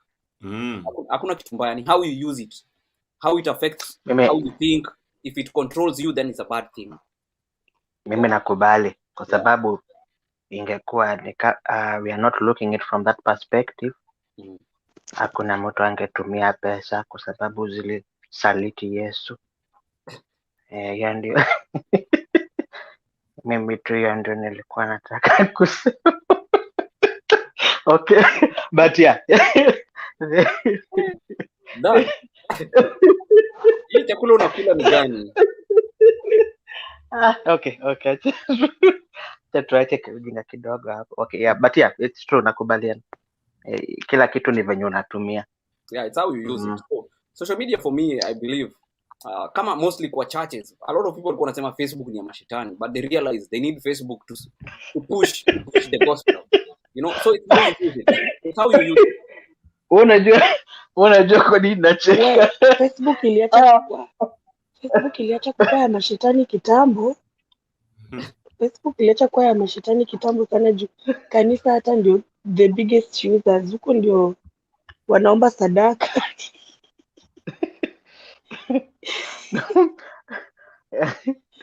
Gary, unajua reason nacheka ni kwa sababu before watu wafosiwe kuingia kwa mtandao, watu walikuwa wanafikiria tukisema vitu utaenda church online ama kitu itafanyika online ati umebackslide.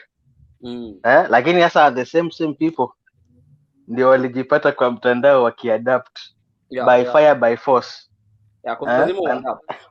Na ndio ulikuwa unapata wanashika kamera hivi. Praise God, hallelujah. Hallelujah, we can see 17 people wamekuja. Unaweza kuwa mahali hapa. 2 people wako ndani.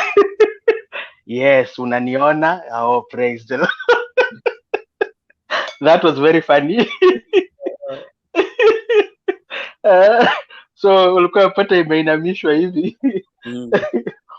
Because you're not aligning with the times. You have to. So the reason so ni vizuri kualign na the times, kutumia hizi vitu wisely na like for instance business hizi social media unaweza uza anything, like for example broadcasting your online shop na tuka hizo na itafikia mtu kwa sababu Facebook iko na hiyo ability ukitumia Facebook ads na vitu kama hizo.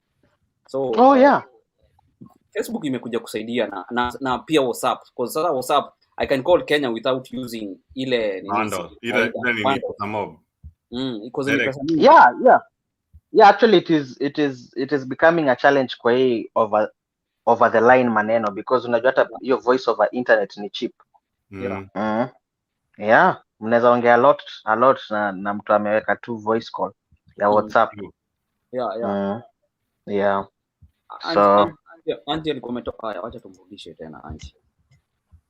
Anji, ati unasema ulisumbukana leo sana. Okay, mchana nilikuwa job, so sikuwa nimejua. Wewe hukujua. Nilijua jioni, juu nilishinda YouTube na TikTok, so ni jioni ndio nilirealize. Hizo hazikuzima hizo.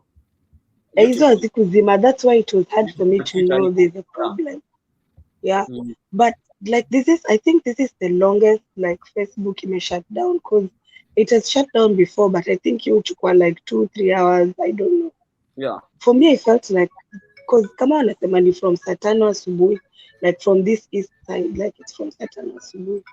This is most likely the longest. Yeah. Like, and I was worried haitarudi venye nilifika kwa nyumba jioni na iko imerudi. Wanjiko, how need your piece, by the way. You can kama miss to me leo, to me your piece or anything. Yeah, so you can join. Just click the link and join. We will add you. Anybody who wants to join and just add on this conversation, please, you're welcome to do so.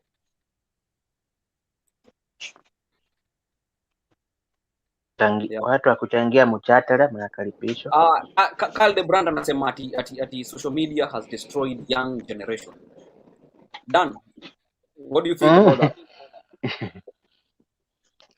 Hapa ni kujadiliana. Hii mchatara.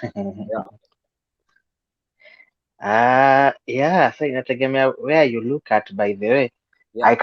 I can see you know, lazima kukue tu na hivyo mahali popote kuna mwanadamu. Yeah. There will always be real money and fake money.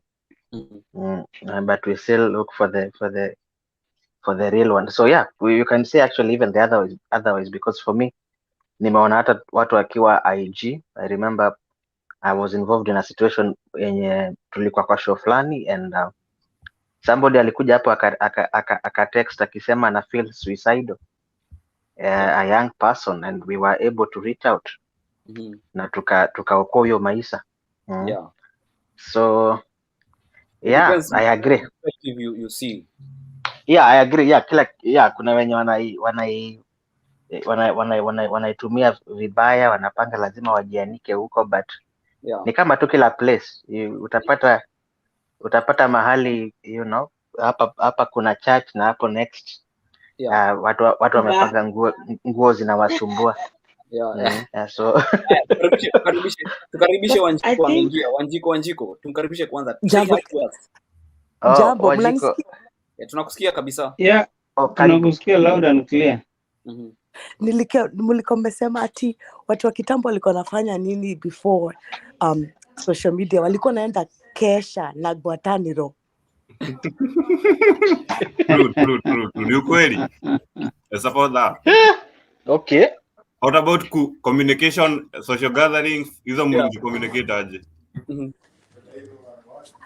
Ati kucommunicate.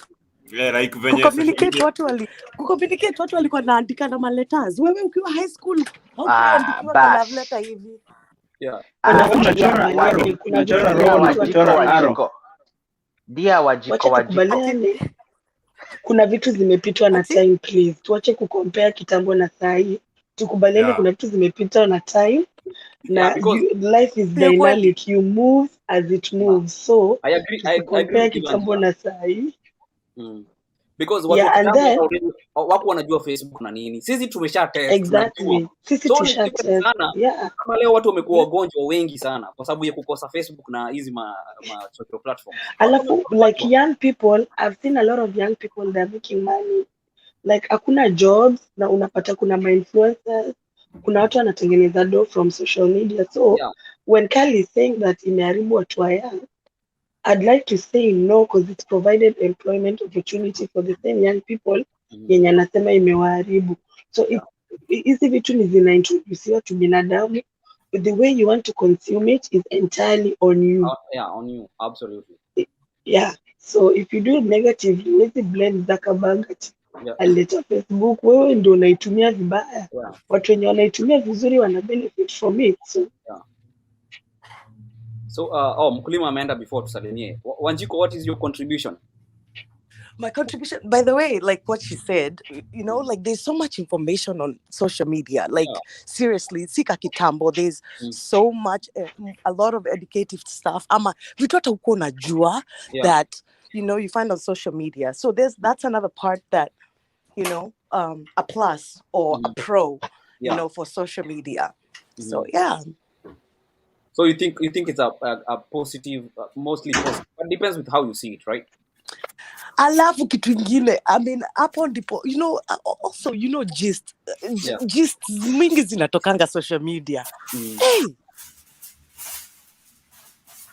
You know? Yeah. I mean, social media kind of helps, man. It's more entertainment too. You know, people be nosy. We want to know what's happening in somebody else's life, you know? My frenemies, my haters, You know, social media helps too. I find social media like a jungle. Like what you look for is what you get.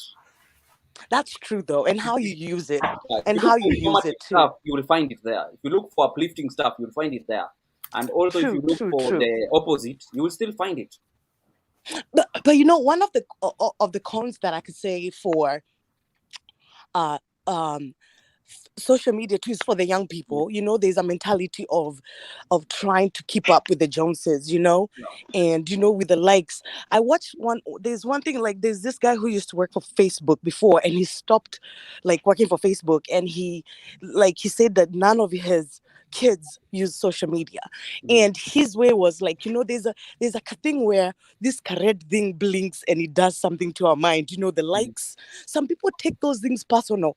Mtu akiweka picha akose kupatiwa ka like tu hivi, you know, ana jam ama it kind of does something to their self-esteem, and it shouldn't at all, you know.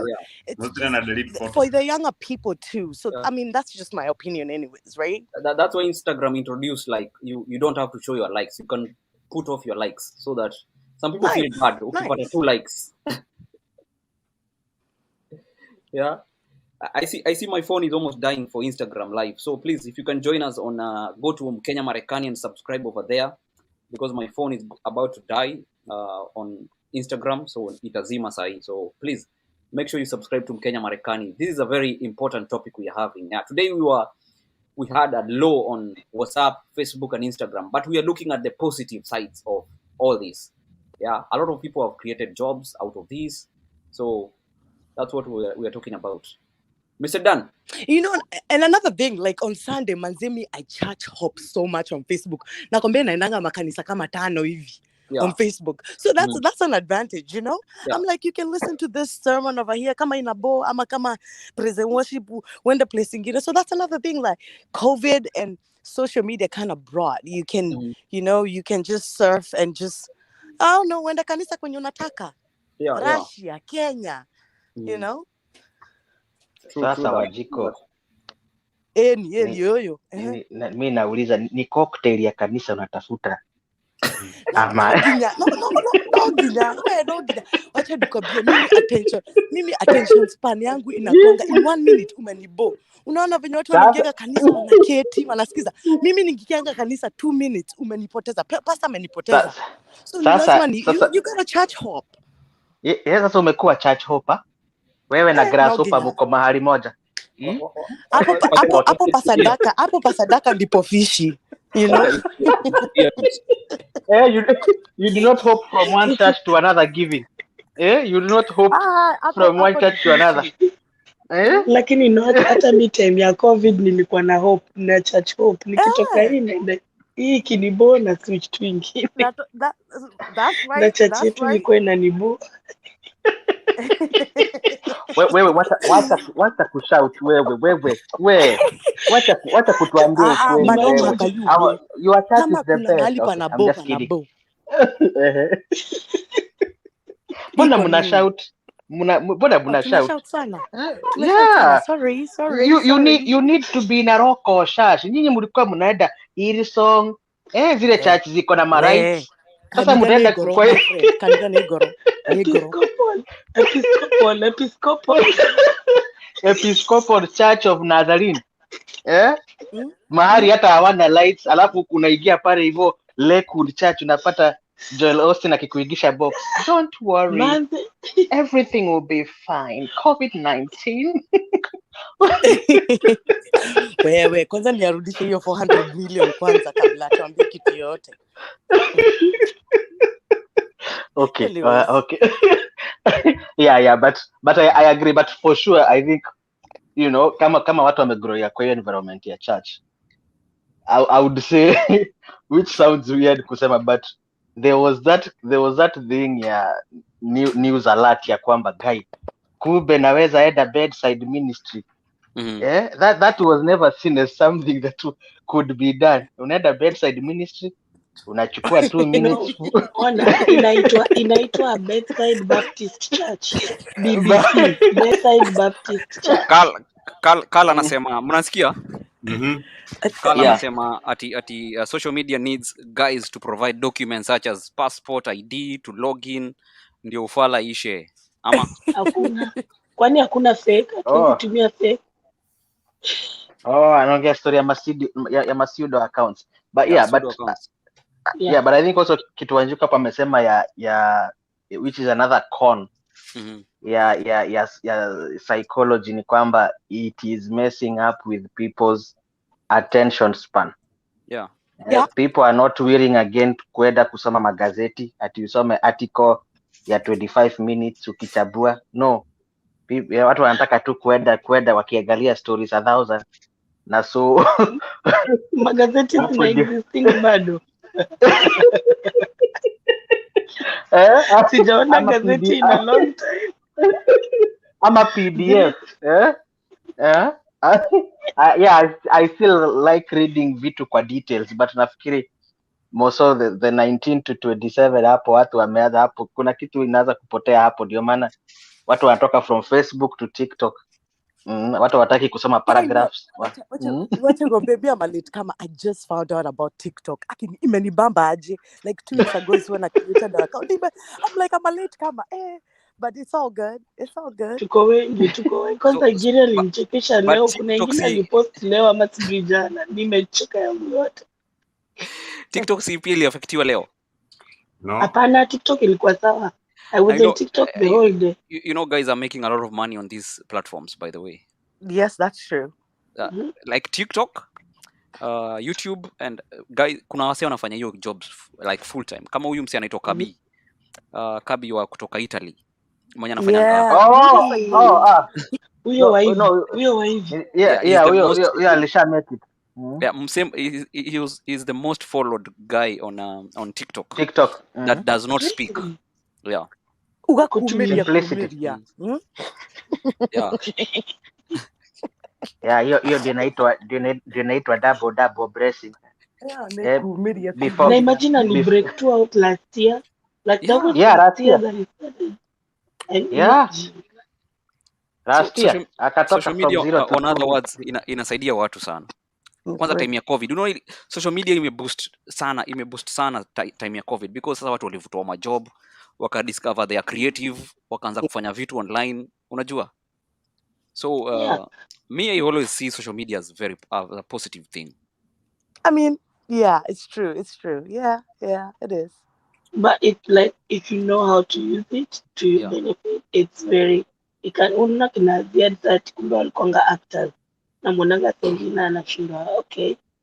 So so like I saw a lot of people, like I think people were pushed out of their comfort zone. Like you never know you're strong until being strong is the only option you have. It's the same as being creative. Yeah. And ukikuwa pushed out of your situation until being creative is all you have, you realize, Allah, okay. Si hivyo ndivyo alitengeneza OnlyFans. Excuse me if I'm talking too much. Okay. No, nasikia hapo unaanza kufanya tuite bishop akuja atunyunyizie maji. Kuja unyunyize maji hapa. Okay. No, I'm just I get it. No, I'm just kidding. Just trying to say the truth. Like, okay, acha nikuulize. Hapa pako na mama, akona watoto 3. Hana do. alafu amesikia kuna hii website fulani akionyesha na tu miguu twake analipwa. Come on now. Tumiguu tu. I am Jerry, wacha ninyamaze. Jerry, wacha ninyamaze. I'm of a different opinion. I don't think ni miguu peke yake, utashtukia In short, social media inasaidia na inafeed watoi. Umenyamaza sasa. Kipto umenyamaza sana. Kipto. Itaenda thyroid. Eric Gedhui na Kipto, mbona mmenyamaza sana kwa hii mjadala? Unajua tunasikiza opinions. Opinion polls. Kwani ni kesho? Wamenyamaza sana. Kwani ni kesho? Ati nini? Let's see. Enyewe kale kaujiga kako hapa. Kanasaidia Marekani TV. Hii time ni mbaya. I wish tungekuja later saa zile Wakenya wameamuka. Sasa hizi nilikuwa na try out tunakaa itafanya. Yaani but anyway, kwani unajaribu kutuita nani? Unasema Wakenya wameamka ni kama sisi si Wakenya. No, wenye wako Kenya like But no, we'll have this discussion again. It's very important to have kwa sababu watu wanachukulianga social media different na ni poa kwa highlight hizi vitu. Yes, watu wengine wameharibikia social media na wengine wamejijengea social media. That's true.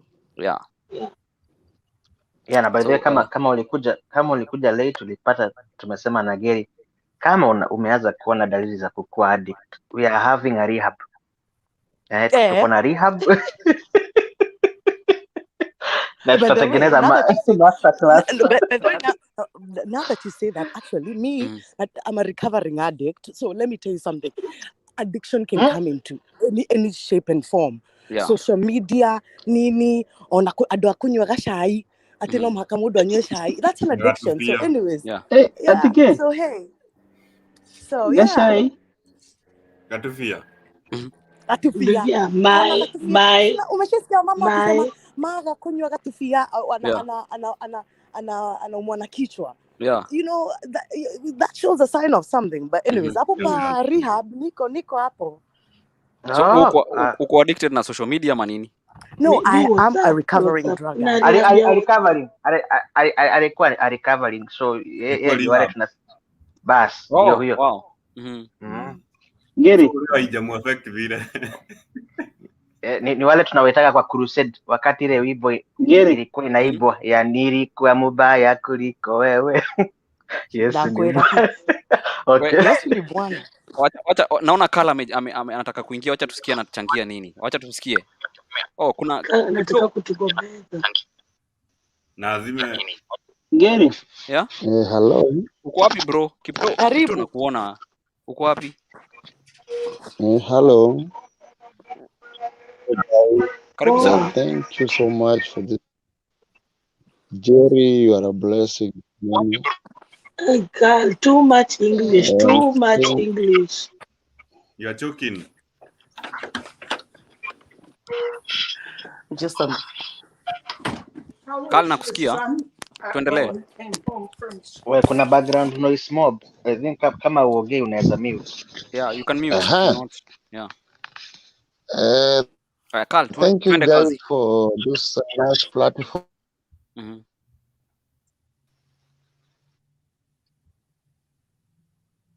Umeenda missing?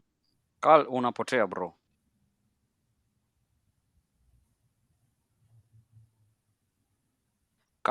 Kala amepotea. Hebu. Mimi simsikii. Yeah. Hata mimi simsikii.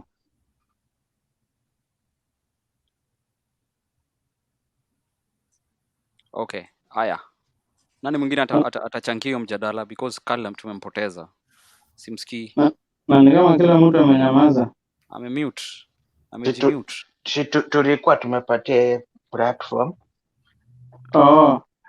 Ndio ashagie mjadala. Inaonekana ametoka akawacha platform. Amejimute. Can't unmute your guest. Oh, mic yake it's not even connected. Yeah, bro. Fanya hivi, enda kwa setting alafu ucheck your nini. Wacha nikutoe alafu join again. Okay? Alafu uende kwa setting uset up au your audio.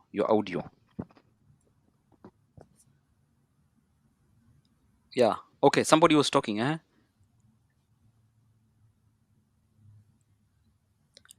Who is here? Who else is here? Watu wamenyamaza ama kunaendaje? Tuliambiwa tunyamaze. Tumekughost. Tunakublue Unaandika na sneakers ukanyamaza. Mnani blue tick bwana, mnanipea blackouts. Unashtuka nini inaendelea? Kwa sababu haiwezi hapa na tuanze kila mtu aende missing. Nashindo Zuckerberg amekuja hapa tena ama ni aje? Oh, naambia Zuckerberg. ama inaweza kuwa njia ya kutafuta part 2. Usema by the way we were talking about hiyo issue. Ati hiyo issue ikatuhapenia. Yeah. So now wacha tuongee about reactions za hiyo issue, tukireact kwa hiyo issue. Yeah. Okay. Tutasumbua tena. Yeah, but yeah, social media venye unasema for sure it is imekuwa an eye opener. Zingine some places you're even using them kama libraries. Yeah. You know kama ukupata opportunity ya kuingia Twitter leo venye kulikuwa kumefungwa, unaweza ingia. Huko vitu zina trending, but yeah, mimi nimepata ka community where people share books, documentaries, nini. So me I use it positively. Yeah. Na kuna vitu nimelearn. Carl ameingia sasa, acha tumsikie sasa. Hello Carl. Okay. Nawasikia sana. Poa sana. Yeah, karibu bro, long time. Thank you so much for this nice platform. Now I can see you, Jerry. This is a long time, bro. I'm happy to hear from you. At least now I can see how God is using you. And this is one of the nice platforms today on your side, and also from us in Kenya. And my take to all the discussion is not that a platform for media is wrong, but I think the restrictions will be put there to enable Kenyans and other people in the world to avoid destroying the young generation, and especially students. This has made also many family to get destroyed because of social media. You know, like Kenyans, we are much anxious to know what is happening in the world, but at times it takes us to a worst position, whereby you see people killing each other just because of social media. You have seen it, you have witnessed it all over, whereby someone is lying to his spouse that is not maybe ako married ama ayuko married, na unapata mtu anago with that na ina destroy a lot. So that's my take, but what I know social media is good. It's good, and also it has helped connecting many people in the world. So that's what I can say, but that's what I can say. Hello? Nani anataka kurespond kwa hiyo? Hello? Yeah, tunakusikia. Nani anataka kurespond? Hello? Yeah, we can hear you. Mmepotea? Carl, mambo. I think si ndo tunamsikia yeye tusikie. Yeah, tunakusikia bro. Hello?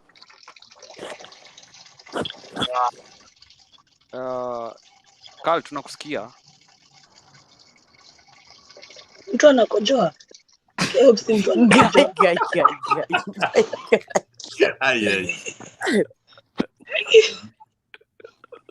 Sijui kwa nini nimefikiria hivyo. Anyway, venye Kala anasema ati By the family way, si mimi niko mahali nje, mimi siko Joy. ilikuwa chali. Hiyo ni mkojo ya chali. Umejuaje? Usiniulize nimejua aje. Niko na maneno. Niko na maneno. Yo, Kila mtu aonekane pale yako. Kamera ndio tukuonyesha CL. yeah, pia mnaipenda Kamera ni Nasikia. Haya, wacha tusikie. Na Kipto mko wengi hapa. Wacha nitoe moja ya Kipto cause maybe inaweza kuwa inaleta feedback. Okay. Ongea nisikie. Amuta respond kwa what I'm saying. Najua No, mimi nilikuwa nataka kurespond before mtu aanze kukojoa. lazima mtacheka na mtapatikana kwa shida. Kala mani wewe ulikuwa unakojoa. Mimi niko na point of order. There's a button called mute kwa mic. Yeah. So you can use that at any time. Mimi nilikuwa nataka kusema venye Kala amesema sijui family zina break. It takes me back to my point. Times have changed. Social media is helping people. It is how you consume it. Yeah. That's true. Kama unataka kubrekisha familia yako, usiblame Zuckerberg ati ndiye alifanya ulipatikana ukicheat na ma screenshot. That Ni is wewe on tu. you. Yeah, it's on That you. is entirely on you. That has nothing to do with social media, by the way. True. So to see blame social media on such stuff that are brought by But let me tell you something. individuals. People feed off that negativity. People feed off that. That's what people want. That's what that's what, to be honest, you'll be amazed. That's what people want. Kwanza hizo za scandal. Watu wanakuanga wamezigoja hivi. That's what society loves that. It craves that. It's like, okay, if you look at those Facebook knows that people like negativity. That's why wataweka hizo post so that will engage you more and more and more. Like if you look at like the reality shows, like okay, real housewives of something, people thrive off when their people are beefing, man. When there's just let me keep it on the eye, okay? It's good to keep it on the eye. Let me just say this. I love a little bit of that. Maisha si a little bit of sauce. Yeah. Some hot sauce. Ndio tunani hizo gist kama screenshot lakini sikweni yangu. Hakunanga reality like I learned. Hakunanga reality show yenye ni reality. They have to put the drama. Because if they follow you with the camera to be you will be boring to the public. Yeah. So they have to do a script. And as someone who's been in some of them, unapatanga aupewi script, unaambiwa Jerry amesema akupendi, Jerry amesema endi kukupika. So mimi naenda kwa Jerry namtushia namwambia, "Wewe ulikuwa unasema uende kunipika na mimi ninakupenda." Na maybe hata kusema hivyo, but they just give you information, the producers, they give you information that is a lie so that you react. Ukwanja hata umepewa script. Mnakonga tu mmemithiliwa, baadaye ukiwachusha uko like alisema anipendi part gani, like even you're confused. That's why a lot of people complain after the show that because they realize, oh my gosh. And that's why in some of the shows they even tell you to go off social media. Like lazima mmalize kushoot kama Big Brother, lazima mmalize kushoot ndio uone what is transpiring, because they want to control it. So people thrive in drama. I don't know, is it because we feel bad about ourselves and we are so bored that we want to see other people messed up? I don't know. As much as people don't want to say that, as it's so easy to say. By the way, I love positivity and I'm all for positivity, good vibes and everything. But there's human nature. There's a big percentage of people who thrive off negativity. Missing negativity a little bit just here and there. I'm a part-time hairstylist and a cosmetologist and a makeup artist. Sorry to interrupt. I thrive off sorry to interrupt. Watu wanapenda gist. Uliza mimi ni hairstylist, mimi ni therapist. Unajua mtu wa salonist wako. Angela anauliza uko wapi mchana huko? Ati huku mimi niko Seattle. Niko. Ngojea, Hey, mimi kwani si nauliza si kwani wewe ni mjuaji? Ndio maana si uko najua si huko. kuna giza? Kwani Gati mimi ni mjuaji. Guy. Kosiato Ndio gani ma- hiyo iko na si jua? ndio maana uko najua huko. Uko najua. Yeah. Huko. hakuna jua kwangu? No, Nimeangalia. I'm in Puyallup. Oh. They had go Puyallup, Washington. Maybe jua inaendanga kutulia huko, inaenda kutulia huko. Yeah, ndio inatengeneza wajuaji wa cosmetology and hair therapy. Hata hamuku nipatia wakati nitoa ushuhuda mother ni agosho. Okay. Pole. Napenda Yesu ni Bwana. On the real though, Yesu ni Bwana. Haya. Okay. Keep at it. Tunakusikia? I'm not just, oh my God, Okay. no. Really, I love to talk. I love people. This is my first time on live. Okay, I do lives on Facebook. I try to talk, but this is like on somebody else's platform. Yeah. So I don't want to like go and talk and go beyond because I just come off so real. I don't have a filter. It is what it is, man. You know, that's just how I am, you know? Yeah. So, ni dragaria pore kama wewe si msapiri no ni dragaria corona hadafu. Yani danyita, mimi si msapiri lakini nimenyita. Corona my mother ni araro rana hena domwe mararo rana no muhaka togi corona hadafu. No ginya. Oh Lord. But anyways, guys, it's been real though. Jerry, I love what you're doing. I'm a big fan. Thank you. I see you daily. I see you, man. Yani, it's amazing. Yeni. Na nyinyi wengine mko wapi kwa sababu nimewambia hata mimi kwenye niko. Angela aanze. Ni aliuliza. Niko Pennsylvania. Uko kumejaa ma-Amish. What? Na Mennonites. Aya, unampea ideas. I swear. Anyway, dadi wengine wako wapi? Yeah. Kwani Pennsylvania ilikuwa hapa Bible na akina Ammonites. No, like gwele kwenda ma Mennonites na ma Amish. na Ammonites na all the Hittites. Ko gori no idia sie ko ne ngemona. Kipto anasema tu keep it Kiswahili kwa sababu sasa Oh my God, my bad. Yeah, I apologize. My bad. Mkenya Marekani. Shame on me. Yes. I do apologize. No, tupunguze Greek. Okay. Yeah. Sasa turudi kwa lugha ya taifa. Yenyewe wengine wetu tulikuwa tunajua tu Kikuyu kabla tukuje Amerika. So si kupenda kwetu. So okay, ni Kikuyu na wapenda. You know, si kupenda kwenu. Sisi wengine tuko tunajua Kizungu. Poreni. Ni Kikuyu na wapenda. Nani huyu alikuwa amejificha? Ona ndio huyu Dan sasa ametokelea. Najua penye alikuwa ile sauti.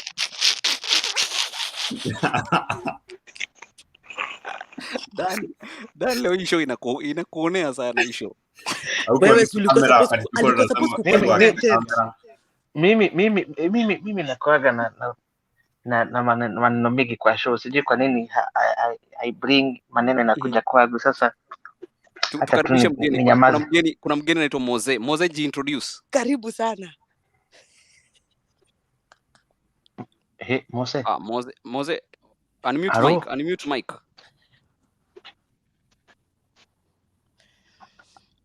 Amemute mic yake. Moze, unmute mic.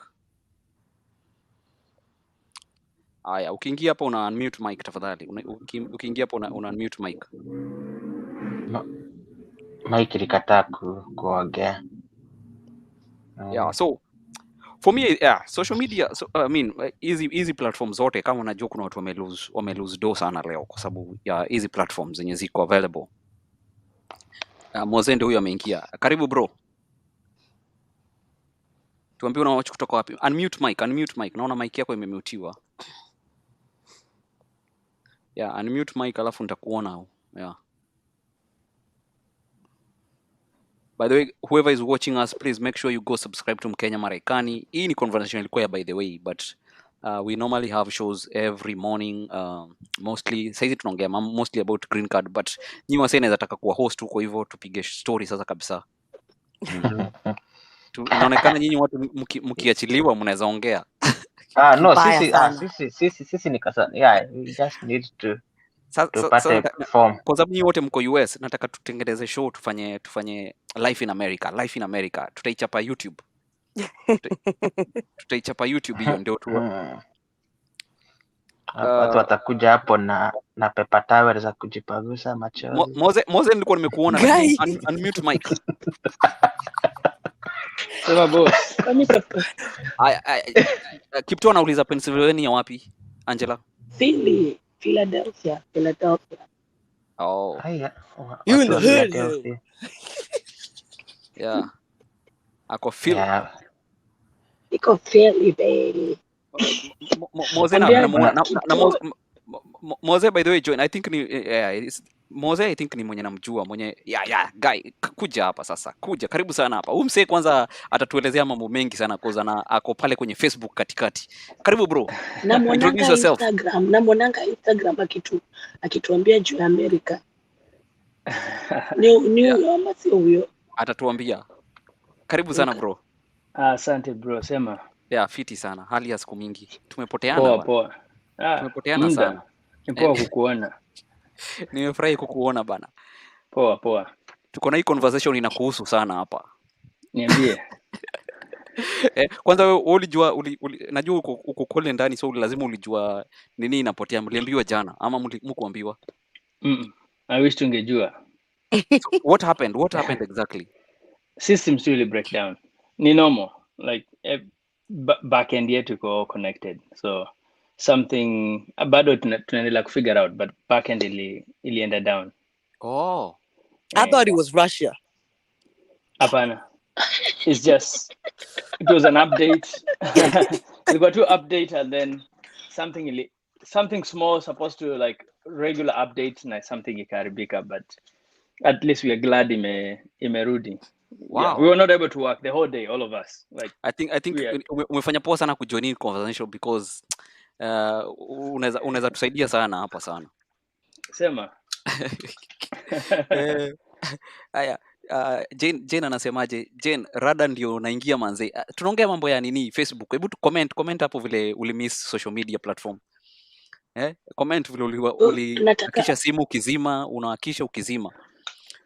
So, kama Moseni wa Facebook atuambie kama hiyo story ilikuwa CNN ndio ukweli ama ni panganga tu. Story gani hiyo? Sio walikuwa wamesema sijui kuna speed aim, sijui alisema sijui Facebook wanapeana information za watu. They care more about money than privacy. Yada, a lot of stuff. Unajua hapa lazima tusikie mahiasei mingi. Mose respond to hiyo ni story yako bro. Oh yeah. Yani an employee, it's a big company like tuko over 30,000 employees. So hiyo ni mtu alikuwa on the data, hiyo ni perception yake. Of course companies ziko ziko na goals na nini, as long as you have like people from different cultures kuna hiyo balance is a tough balance to deal with. What is good, what is wrong is relative, meaning this country kitu mbaya kitu mzuri inaweza kuwa different from a different country. So hiyo balance ya kujua hii system sio system yenye tuna deal na US only, tuna deal na all countries. Afghanistan, we have millions of people wanatumia system.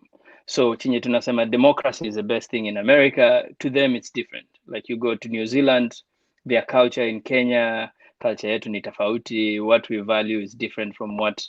So your balance here, what is considered good in one place and bad, like India, I would say, for example, ladies, they don't like sharing their pictures. Ukionekana Facebook na mtu na nini, it can affect your regular life because watu wanaweza kuattack, waseme wewe you are prostitute or whatever once we show up on media. So there's some cultures we allow even people to have a different identity. So they're somebody who is not your friend cannot show your profile picture because as in we have to deal with very, very different nuances, every country, every problem. And those data is not like something that shows up at once and you solve it and it's done.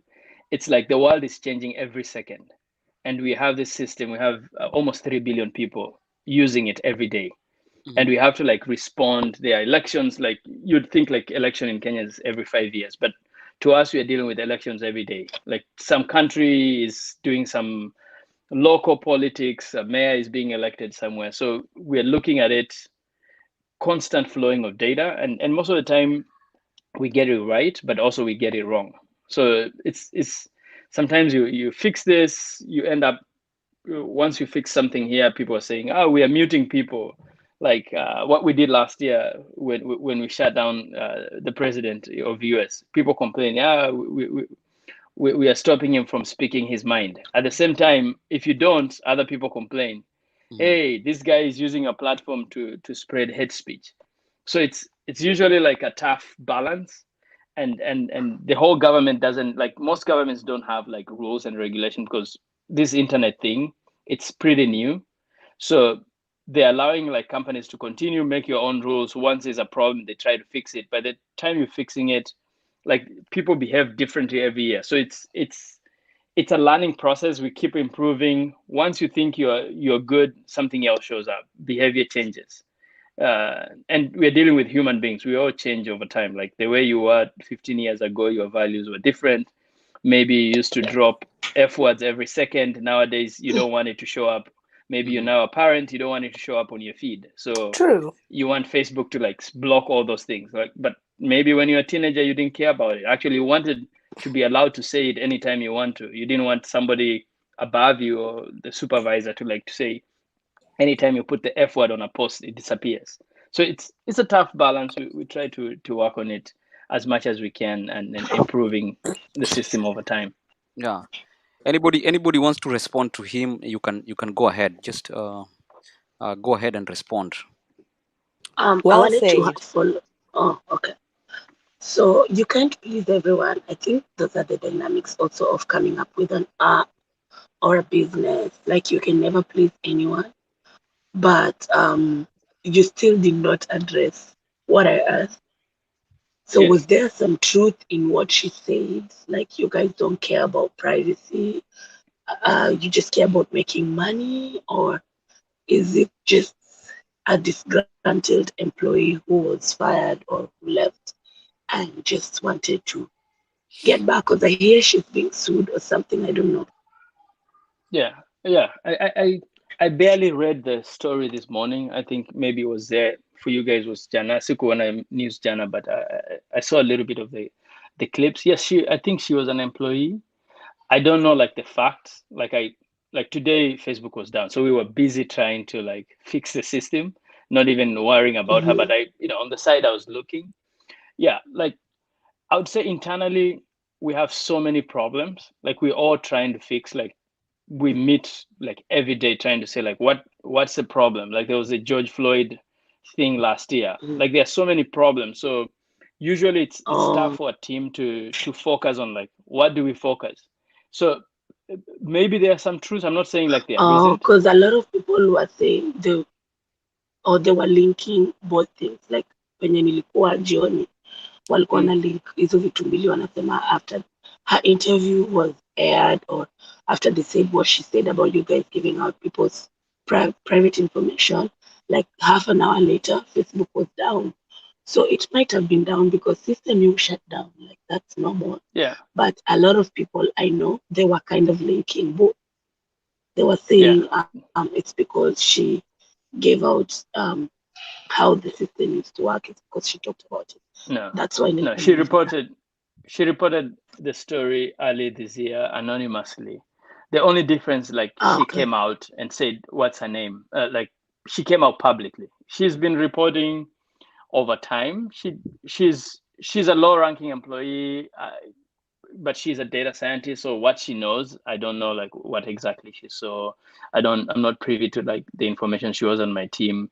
But yeah, like just like any work, if you work at Safaricom today, you'll want to like stop different things that happen. What when I do Angwa Pesa, sometimes people's credit disappear. I don't think Safaricom wants that to happen on purpose, but it happens. Like sometimes you put your credit, it disappears.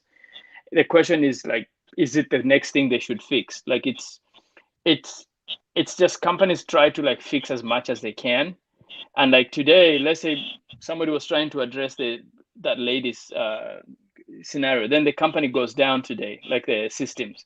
Like nobody cares about what she was talking about. We wanted like the system to come back fast. Like it's like so many things moving, and of course you see the story won't like end today. She's taken it to FCC.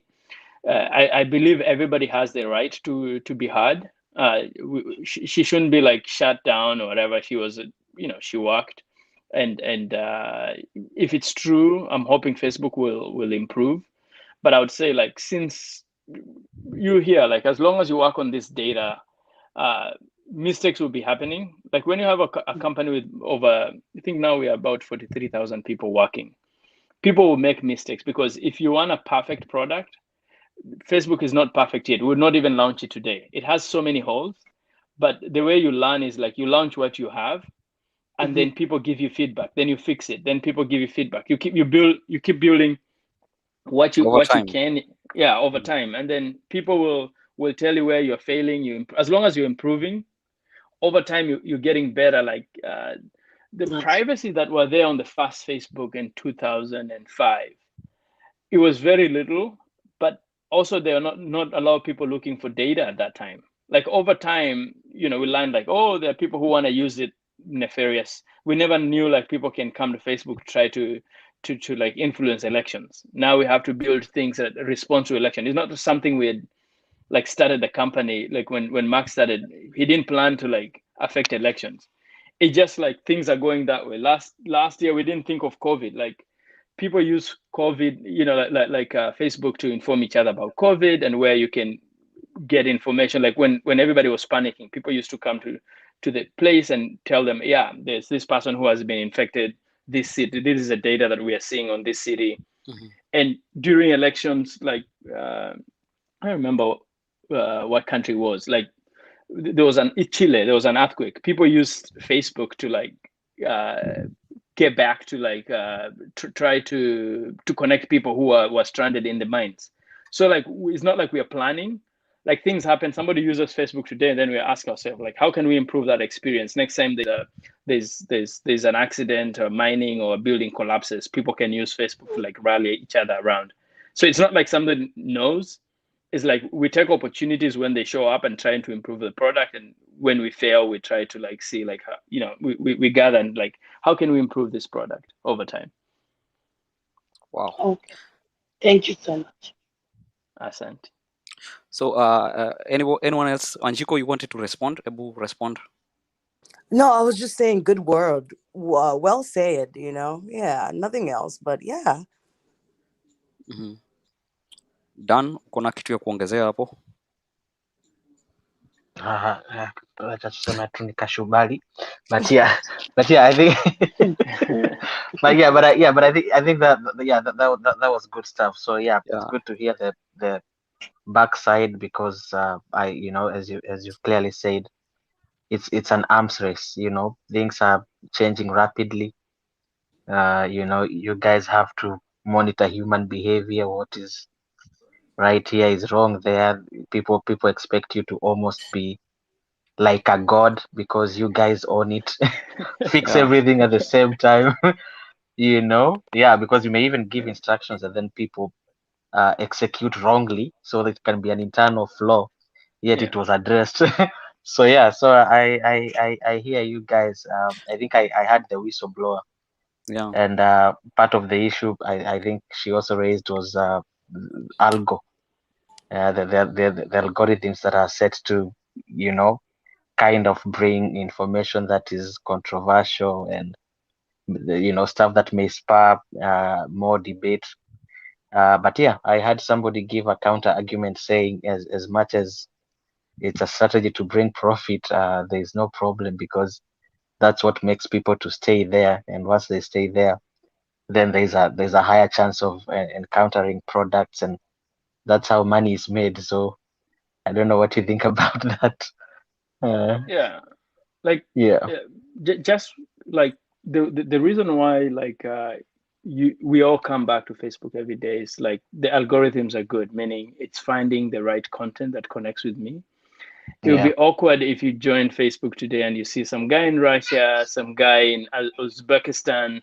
You're seeing like things you don't care about. Like you're like, oh, tomorrow you won't come. So for you to have a delightful, we rely on data to like try to like pair the data with what you're likely to enjoy, meaning your friends connection, your family connection, people you are in the same school.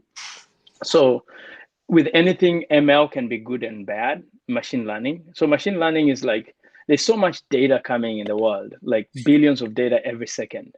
So the machine is trying to like see like this person is likely to like this. You already saw this post. You seem to be a mother. You're enjoying, pictures of other mother posting with the kids. So you show you more of that. So yeah, like machine can also make a mistake, give you more stuff that maybe you reacted and think maybe you like.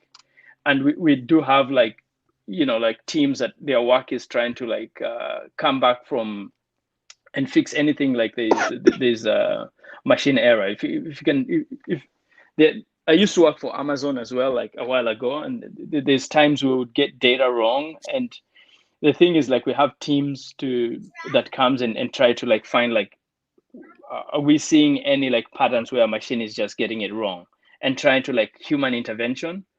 But it's way too complex because we are talking about multiple languages, different economies, different like value system of different countries. So it's a lot of people working every day, working really hard to try to ensure like you're enjoying the system as much as we can, but at the same time we don't get it right all the time. We get it wrong and we try to fix it, like and there's a balance, like, do you fix the things that are broken, or do we bring new stuff that you're likely to enjoy? Because sometimes we are thinking of new products. We just had like Mark the other day announce about glasses, and we are talking about VR, where you and I, next time instead of having a meeting, all of us squeezing with little pictures, like we can all feel like we're in the same room. We're working on that technology, like future and metaverse. Like, should we focus on the future where we should be, or should we try to fix stuff that is not working now? It's a tough balance. So we usually have teams that spreads into, like, we're looking at teams like 15 years to come where we will be, and they're just working on 15 years technology. There are people dealing with today. There are people dealing with the racism. Like, we have a lot of like some contents that people are racist. They're putting stuff, and people who are racist, they feel like they have the right to be racist. Like, they're saying, that's how I think. I hate black people. I want to say it. Like, why do you want to shut me down? I don't like them. And there's a balance. Like, how do you allow the person to have their voice and be who they are and be the authentic self without infringing other people's lives? So it's a work in progress. If anybody knew how to solve it, they could have solved it. But we are busy trying to like solve it every day, and trying to like pick and choose what will work. And it's not just one platform. We have Facebook, we have Instagram, we have WhatsApp, we have Portal, we have so many varying products, and we have more new ones that are coming, and people come here to play games, where my expertise is in gaming. And there's so many things that happens every day, and people use Facebook to sell things. There's marketplace. It's variety. So it's not like one specific thing. And we are working on a lot of things, and we're hoping like we will bring more positive and impact the world in a positive way, more than the negative and the effects that might come up with it. Yeah, let me big up to Ngina Njogu. Thank you so much for watching. Make sure you go to our YouTube channels, subscribe over there. And Jane Sonia anasema after kuona Facebook imezima alilala the whole alilala kabisa. But Mose, I want to first of all thank you so much for accepting. I don't know, nikianzisha hii YouTube sikufikiria huku kuja kwa mind, unajua, but I know you work with Facebook, and you've just dropped here at the right time to just highlight on what has been happening. Kenya Marekani is about informing, bringing some things, talking. Even tulidivert kidogo na kuna jamaa mmoja hapa akapata bibi, so tutarudia hiyo conversation. I'm curious commit to a jamaa, but guys, I gotta leave, but it's been a pleasure. Okay. Oh, Oh, okay. Pressure. Okay. thank you so much. Thank you so much, Wanjiko. Thank you so much, Wanjiko. Asante sana. Guys who are watching from Facebook, please. Mose usisikie vibaya. I transfer people to YouTube. Hakuna wasiwasi. I use YouTube as well. Yeah. So kuna Jake Kipto anasema big up to that guys. Ananikumbusha mwalimu wangu wa chem. Unakumbusha mtu mwalimu wa chem, bro. Inaonekana amebalance equation vibaya sana. So kuna mtu hapa alikuwa anasema ati unajua kuna watu wana mix religion na what is happening in the world.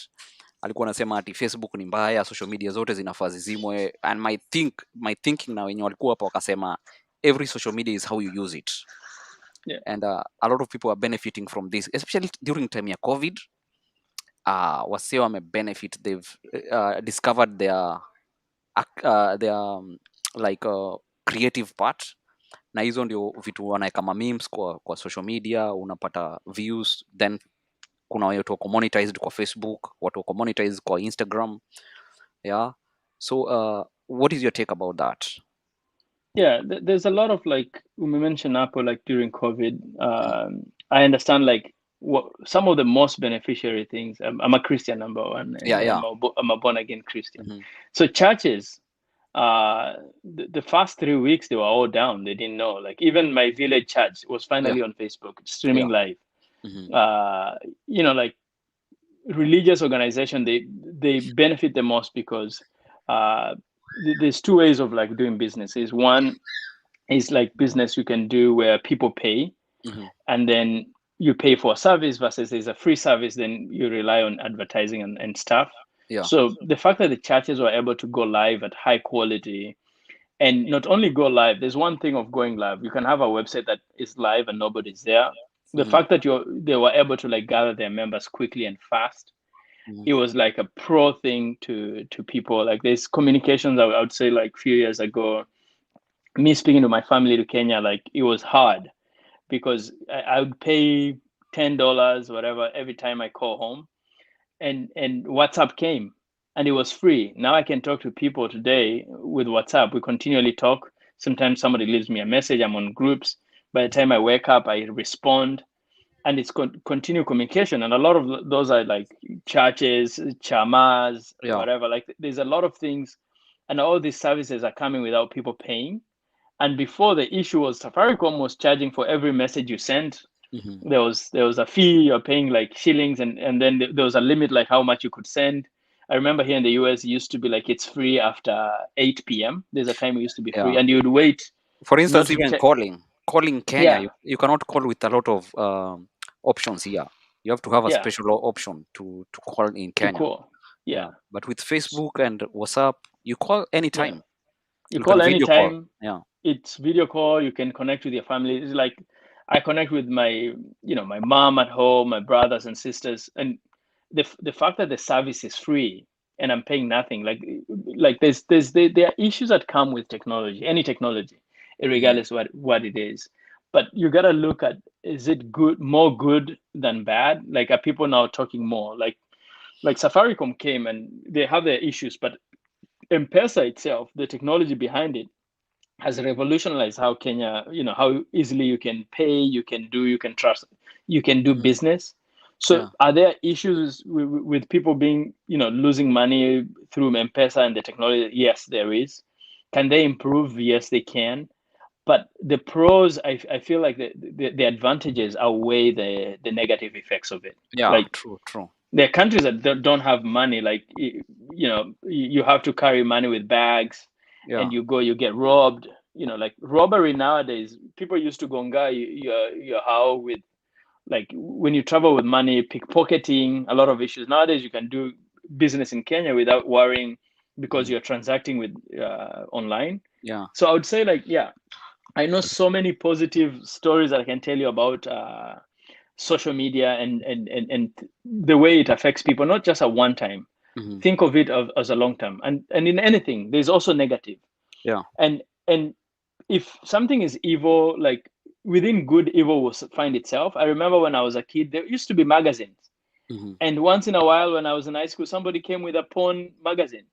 So we shouldn't like ban all magazines, say because some people print pornography on magazines, so we shouldn't have magazine, like all magazines are bad. Yeah. Like no, like yeah, some kids were able to like bring such magazine, but the thing is like try to see how you can improve, like how does those things don't get printed, or if the people who want to print it, how do they don't get those things to like Kids. students, to Yeah. young minds that may not know how to deal with that kind of information that messes up with their mind.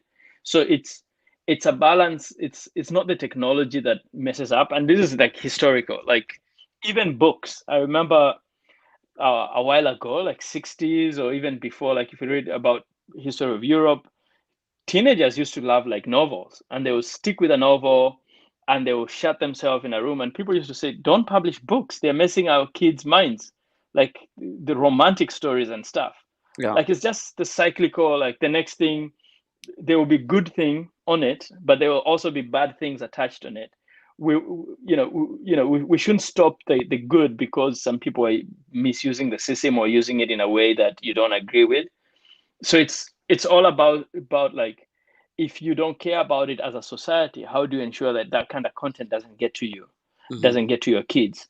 But like don't be like Mugabe or whatever, like stay in the dark just because you're trying to prevent the good, and you stop everyone from having, let's say, like way to send money, because people can steal using M-Pesa, people can traffic drugs and make drug payments. You don't stop M-Pesa because some people use M-Pesa to do drug trafficking, to do magendo and stuff. You still use it and try to see like, how do you stop M-Pesa from being abused? Yeah, true. And like today when I was listening to Spotify, one of the advertisement was, and it keeps repeating, is about Facebook trying to flush out those people who use Facebook like to con people, and it's working a lot on that. So I was like, that's a good thing, because everybody, I believe, is a result of being conned. Like you find maybe a camera is 3,000, but on Facebook somebody is selling it $100, so you go for that. You go for that because you were like, hey, that's cheap, bro. Then it doesn't come, and they do ship. They ship feathers. They ship for you feathers. Even on their platform. On their platform, it shows that there is this bag coming. But when you call poster, they are like, how much weight was your stuff? You say it's a camera. They are like, no, whatever came was like 1 pound. It can't be a camera. Yeah. Yeah. Wow, amazing to have you. Let me see some of the texts that are coming. Moreno Aspana, hola. Yeah, thank you so much joining in. Hola. I don't know from which country. Yeah, thank you so much. Looks yeah. like some Spanish. Yeah, hola. Yeah, I think Mose wewe ndio umetoka Spanish bana. What is hola? Is hala? Hello. Hello. Yeah, okay. Or call. Oh, cool. Call. Oh, call. Like, yeah. Oh, okay. Hola means call. Depends. I don't know like what language the person was writing it. Yeah. And there was I think rumors here and there that Mark, when he came to Kenya, he wanted to buy M-Pesa. Was that true? I wasn't working here yet at that time. I was at Amazon, so I'm not sure. Yeah. Because I heard that they want to take M-Pesa. They found it as a very brilliant idea, so they wanted to make it international. I don't know what happened, but that guy was so simple. When he went there, he was eating on the side on the yeah, just easy in a t-shirt. Hata huwezi jua ni mzito bana. Yeah, that's what happens at work here. Like the first time I saw him, I went to sit and So you've met him? Yeah, I was sitting next, and I was like, the way this guy is simple, just saying, yeah, I met him. Yeah, I was like, can I sit here? And he's like, usually VP sit here, you can like find seat over there. And I didn't know who I was talking to. Then somebody, that was Mark, who told you like that's for a VP. Like he wears a t-shirt, you can see him, his office is in a glass. He's just a regular guy. Like, yeah, he's blessed. Yes, I'm blessed to have him as my CEO. But he's very, very regular. Where I worked at Amazon, and I saw Jeff Bezos once, and it's in a meeting. I would hear we're in the same building, but I wouldn't see him. Like, Mark has glass, like you can see him anytime you want to see him. where is the headquarters of Facebook, by the way? Menlo Park in California. Oh. Yeah. But you work here in Seattle, right? I'm in Seattle, but I've been like, usually we did, like, when I joined, you do a lot of like trainings and stuff in California. So I traveled there for a little while. Wow, amazing to know a Kenyan that works in Facebook. Sasa. and so is it data science? Is it programming language? What is the space? I'm on the gaming. I'm looking at like more entertainment as holistic in terms of the future of entertainment. What is the space now? What is the space? How do we entertain ourselves in the future? And trying to see like how can Facebook, like, people come here for different purposes, and some people come here for entertainment. I've seen Facebook evolve, especially when you talk about gaming. I don't game, but I see guys, they can game like with anybody all over the world, and they show 3D videos. So I think it's a plus. It's a plus on Facebook, because it's created a lot of jobs, by the way. People who use Facebook ads, they know that's it's like a totally different platform. Unajua watu nadhaningi Facebook ni ya kuupdate na kuweka pictures peke yake, but there is another backside that you don't know. Yeah, there are a lot of people who use Facebook to like play games. I know, like, people who play, they make over $30,000 a month. That is what, 30,000 Kenyan shilling. Is it 30,000 3M? Yeah, like people who make over 3M a month just by playing a game, like, or even some people more. Like, it ranges. Like, people use Facebook for different purposes. Some people use it to find their dates. There's Facebook dating. People connect via Facebook just to, like, you find out your wife and stuff. So there's so many like arms and different. So like gaming, because you are into gamings and that's your like major. How does somebody earn? Like, how does somebody earn? Like, so that we know. There are people who play, and once you play, there are several ways to reward. One is the stars. People send you stars, and those stars convert to real money. Yeah. So when you're playing a game, you gain a lot of followers. Those followers send you stars, like they like the way you're playing and stuff. Those ones it's actually real money when they say so. Facebook translates that to like actual money according to your local currency. And then there's some of like partners, some of the gamers that we partner with, they're really popular that we pay them to stay within. So they have like a partnership with Facebook that we're paying them to like play here, because they can play anywhere else. There's YouTube gaming, there's Twitch. So some people, because they bring a lot of people and they make a lot of people stay in our platform. So some of them we have like partnership with them where we actually pay them to come here and just keep playing games, nothing else. Wow, amazing. I saw you also introduced the badges on Instagram. So I was like live, and then I was like, activate your badge. I was like, wow, guys can pay me when I'm live. Yeah. Wow. So social media, after all, is not a bad place to be. It's just even how you look at it. Even pastors have been collecting tithes versus those stars. Like, you know, there was issues where churches were going down. People are not attending and they're not sending money. So that's a need. We found a need, and trying to help those pastors, like, whatever happens on the ground also to happen on the internet, where you can send your tithes via Facebook, and it works. And so there are multiple like human problems that we try to help. We try to be on the positive side and try to see like how can we affect the humanity, because before Facebook, there's a lot of like communication that you couldn't happen. Sending money was only via like MoneyGram, that was expensive.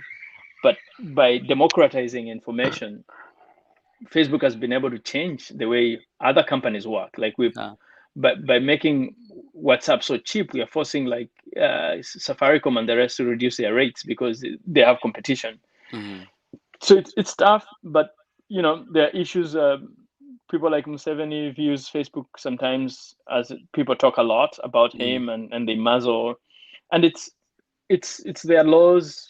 Every country has its own deal. So there are few things that you can find that it doesn't, where we fail and we try to improve, but Yeah. and then launch things according to the countries that work. So you might find like some features are available in some countries, but some features are not available in other countries just because of the law there.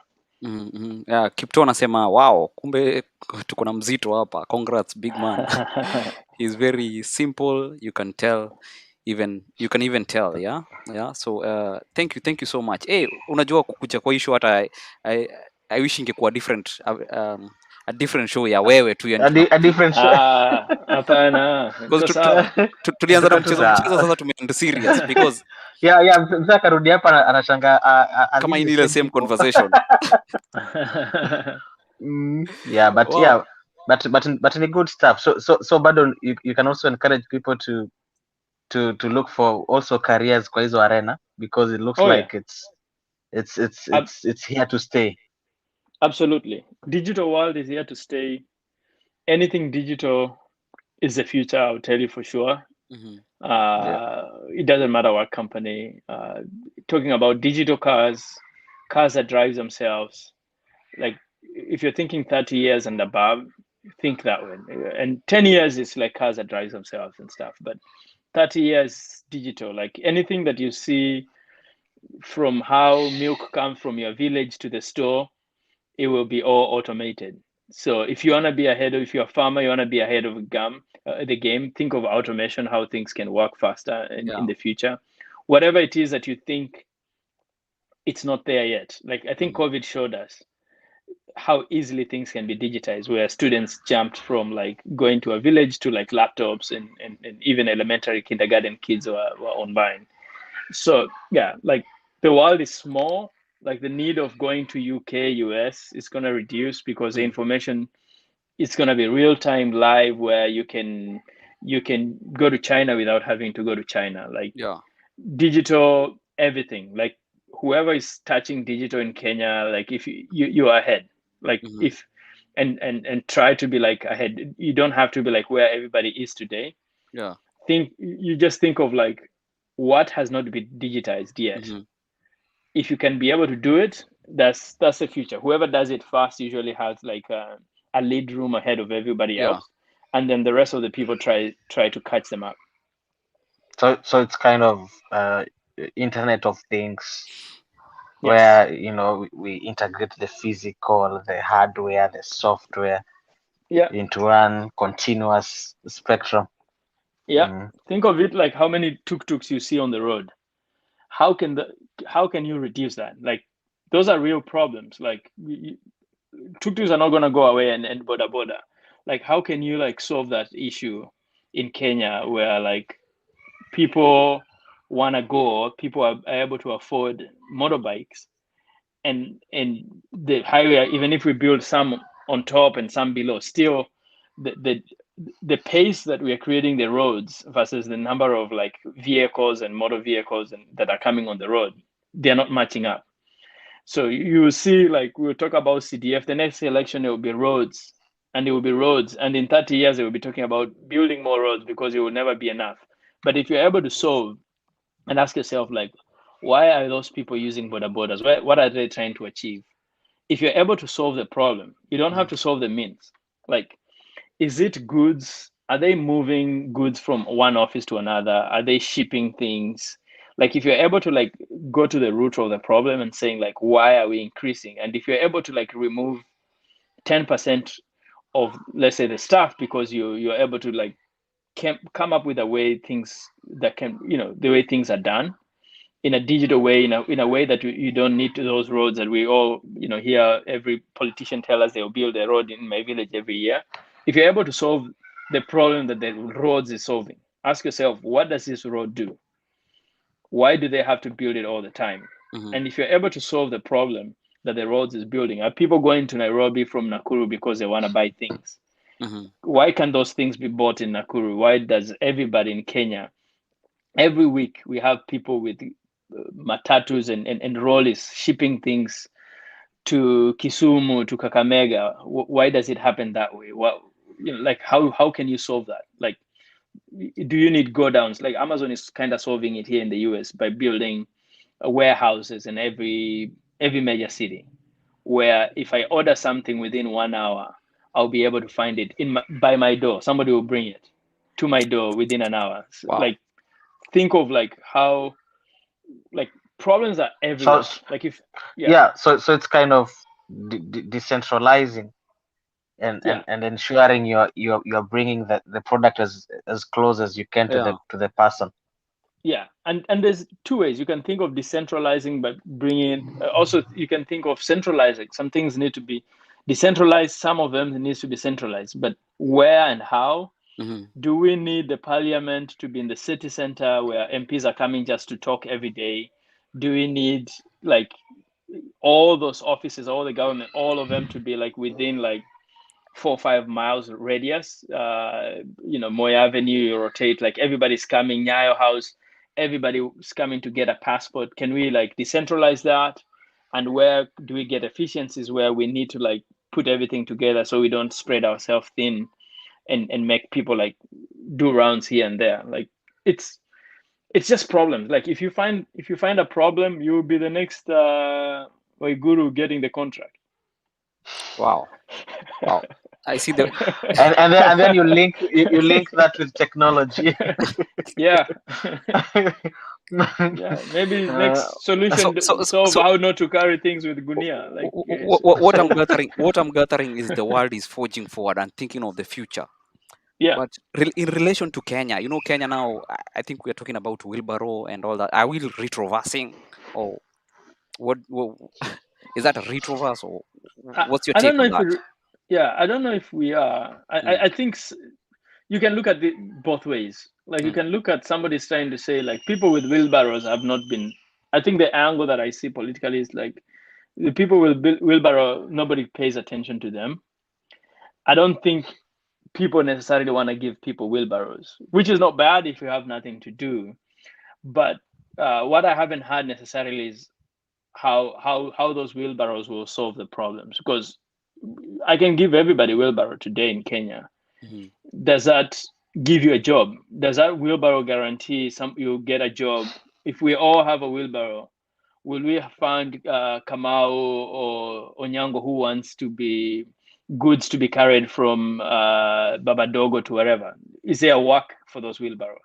So wheelbarrow is a tool that people can use, but it's just an idiom. I don't think that is a solution. It's just saying that low income people don't have. Nobody's looking out for them. But I don't think there's a solution there. But I think for you, because you are learned and you see it, you think it's an idiom. There, they think it's wheelbarrow. Yeah, you can give people wheelbarrows, but I doubt if wheelbarrow is gonna solve. Like, even if it was tuk-tuk, let's say if you give us all tuk-tuk, I still need gas. I need mafuta ya kuweka the tuk-tuk, and I need to find a reason to go from point A to B. Like, there's a lot of like other things. Like you can create jobs by, one, we talked about decentralizing. Other one is trying to like see, like, instead of looking internal and trying to solve Kenya problems, the world has problems. What can Kenya solve for Afghanistan? Like, what can Kenya solve for US? Like, we have 40 million people. Like, Nigeria has a lot of like people used to scam people online, but now they're building data centers. They're turning their criminals per se. People used to like scam people. Those people are really smart people and educated. They have nothing to do. They're turning them into like real assets where they're working. I read a story the other day of a Kenyan who does exams for people here in the US. Yeah. Like, those are smart people. As a country, we need to like find a way to like utilize them. Otherwise, they will end up into the dark world. So it's just like opening ways. Like, instead of solving every time we're thinking of the problems in Kenya, we can try to see like how do we solve the world's problems so we can get some of the world can hire us as a country. Like India, we hire like a lot of people in India, they're into IT, and the world needs them because they produce the highest number of IT people, India and China. And like if Kenya becomes that, even if we produce like 5% of the world's IT, that is like game changer in terms of the changing the economy of Kenya, the country, of how we know it today. Yeah. So like for you, did you go to school here or Kenya to work in Facebook?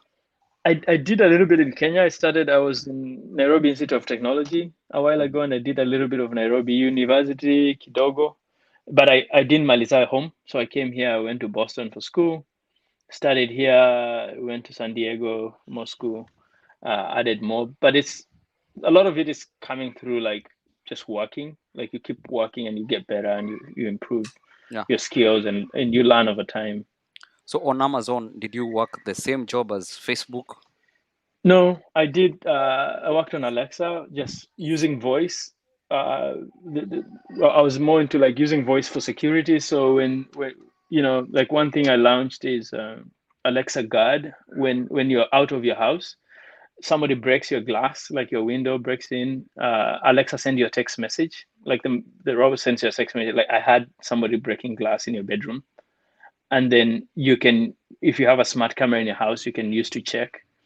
If you can also set it so that when there's like glass breaking or something, it can call the police, or the other things like you leave your nanny, your baby cries for too long, it will send you a message like your baby has been crying for over 10 minutes. We just wanted to let you know. Like those are the kind of stories. Mostly is making your home smarter, using voice to open your door, lock your door, telling Alexa, lock my doors, and it will lock all your doors. When you're in bed, you're like, did I lock downstairs? Like, I don't remember. Like, just tell Alexa. Or if there's somebody coming, Alexa will notify like somebody is at your door, and we can tell like it's Kamau, or an unknown person is standing at your gate. Like we use smart cameras to detect who you are. Yeah. So thank you. I would want to cut you short, but thank you for the conversation. We'll do this again. Yeah. So thank you, Bonadan. Thank you, Bona Mose. Let's try to make this arrangement and we do another show sometime. Good stuff. We'll connect with Mose. Kabisa. Sawa, wazi. Okay. Cheers. Yeah. Cheers.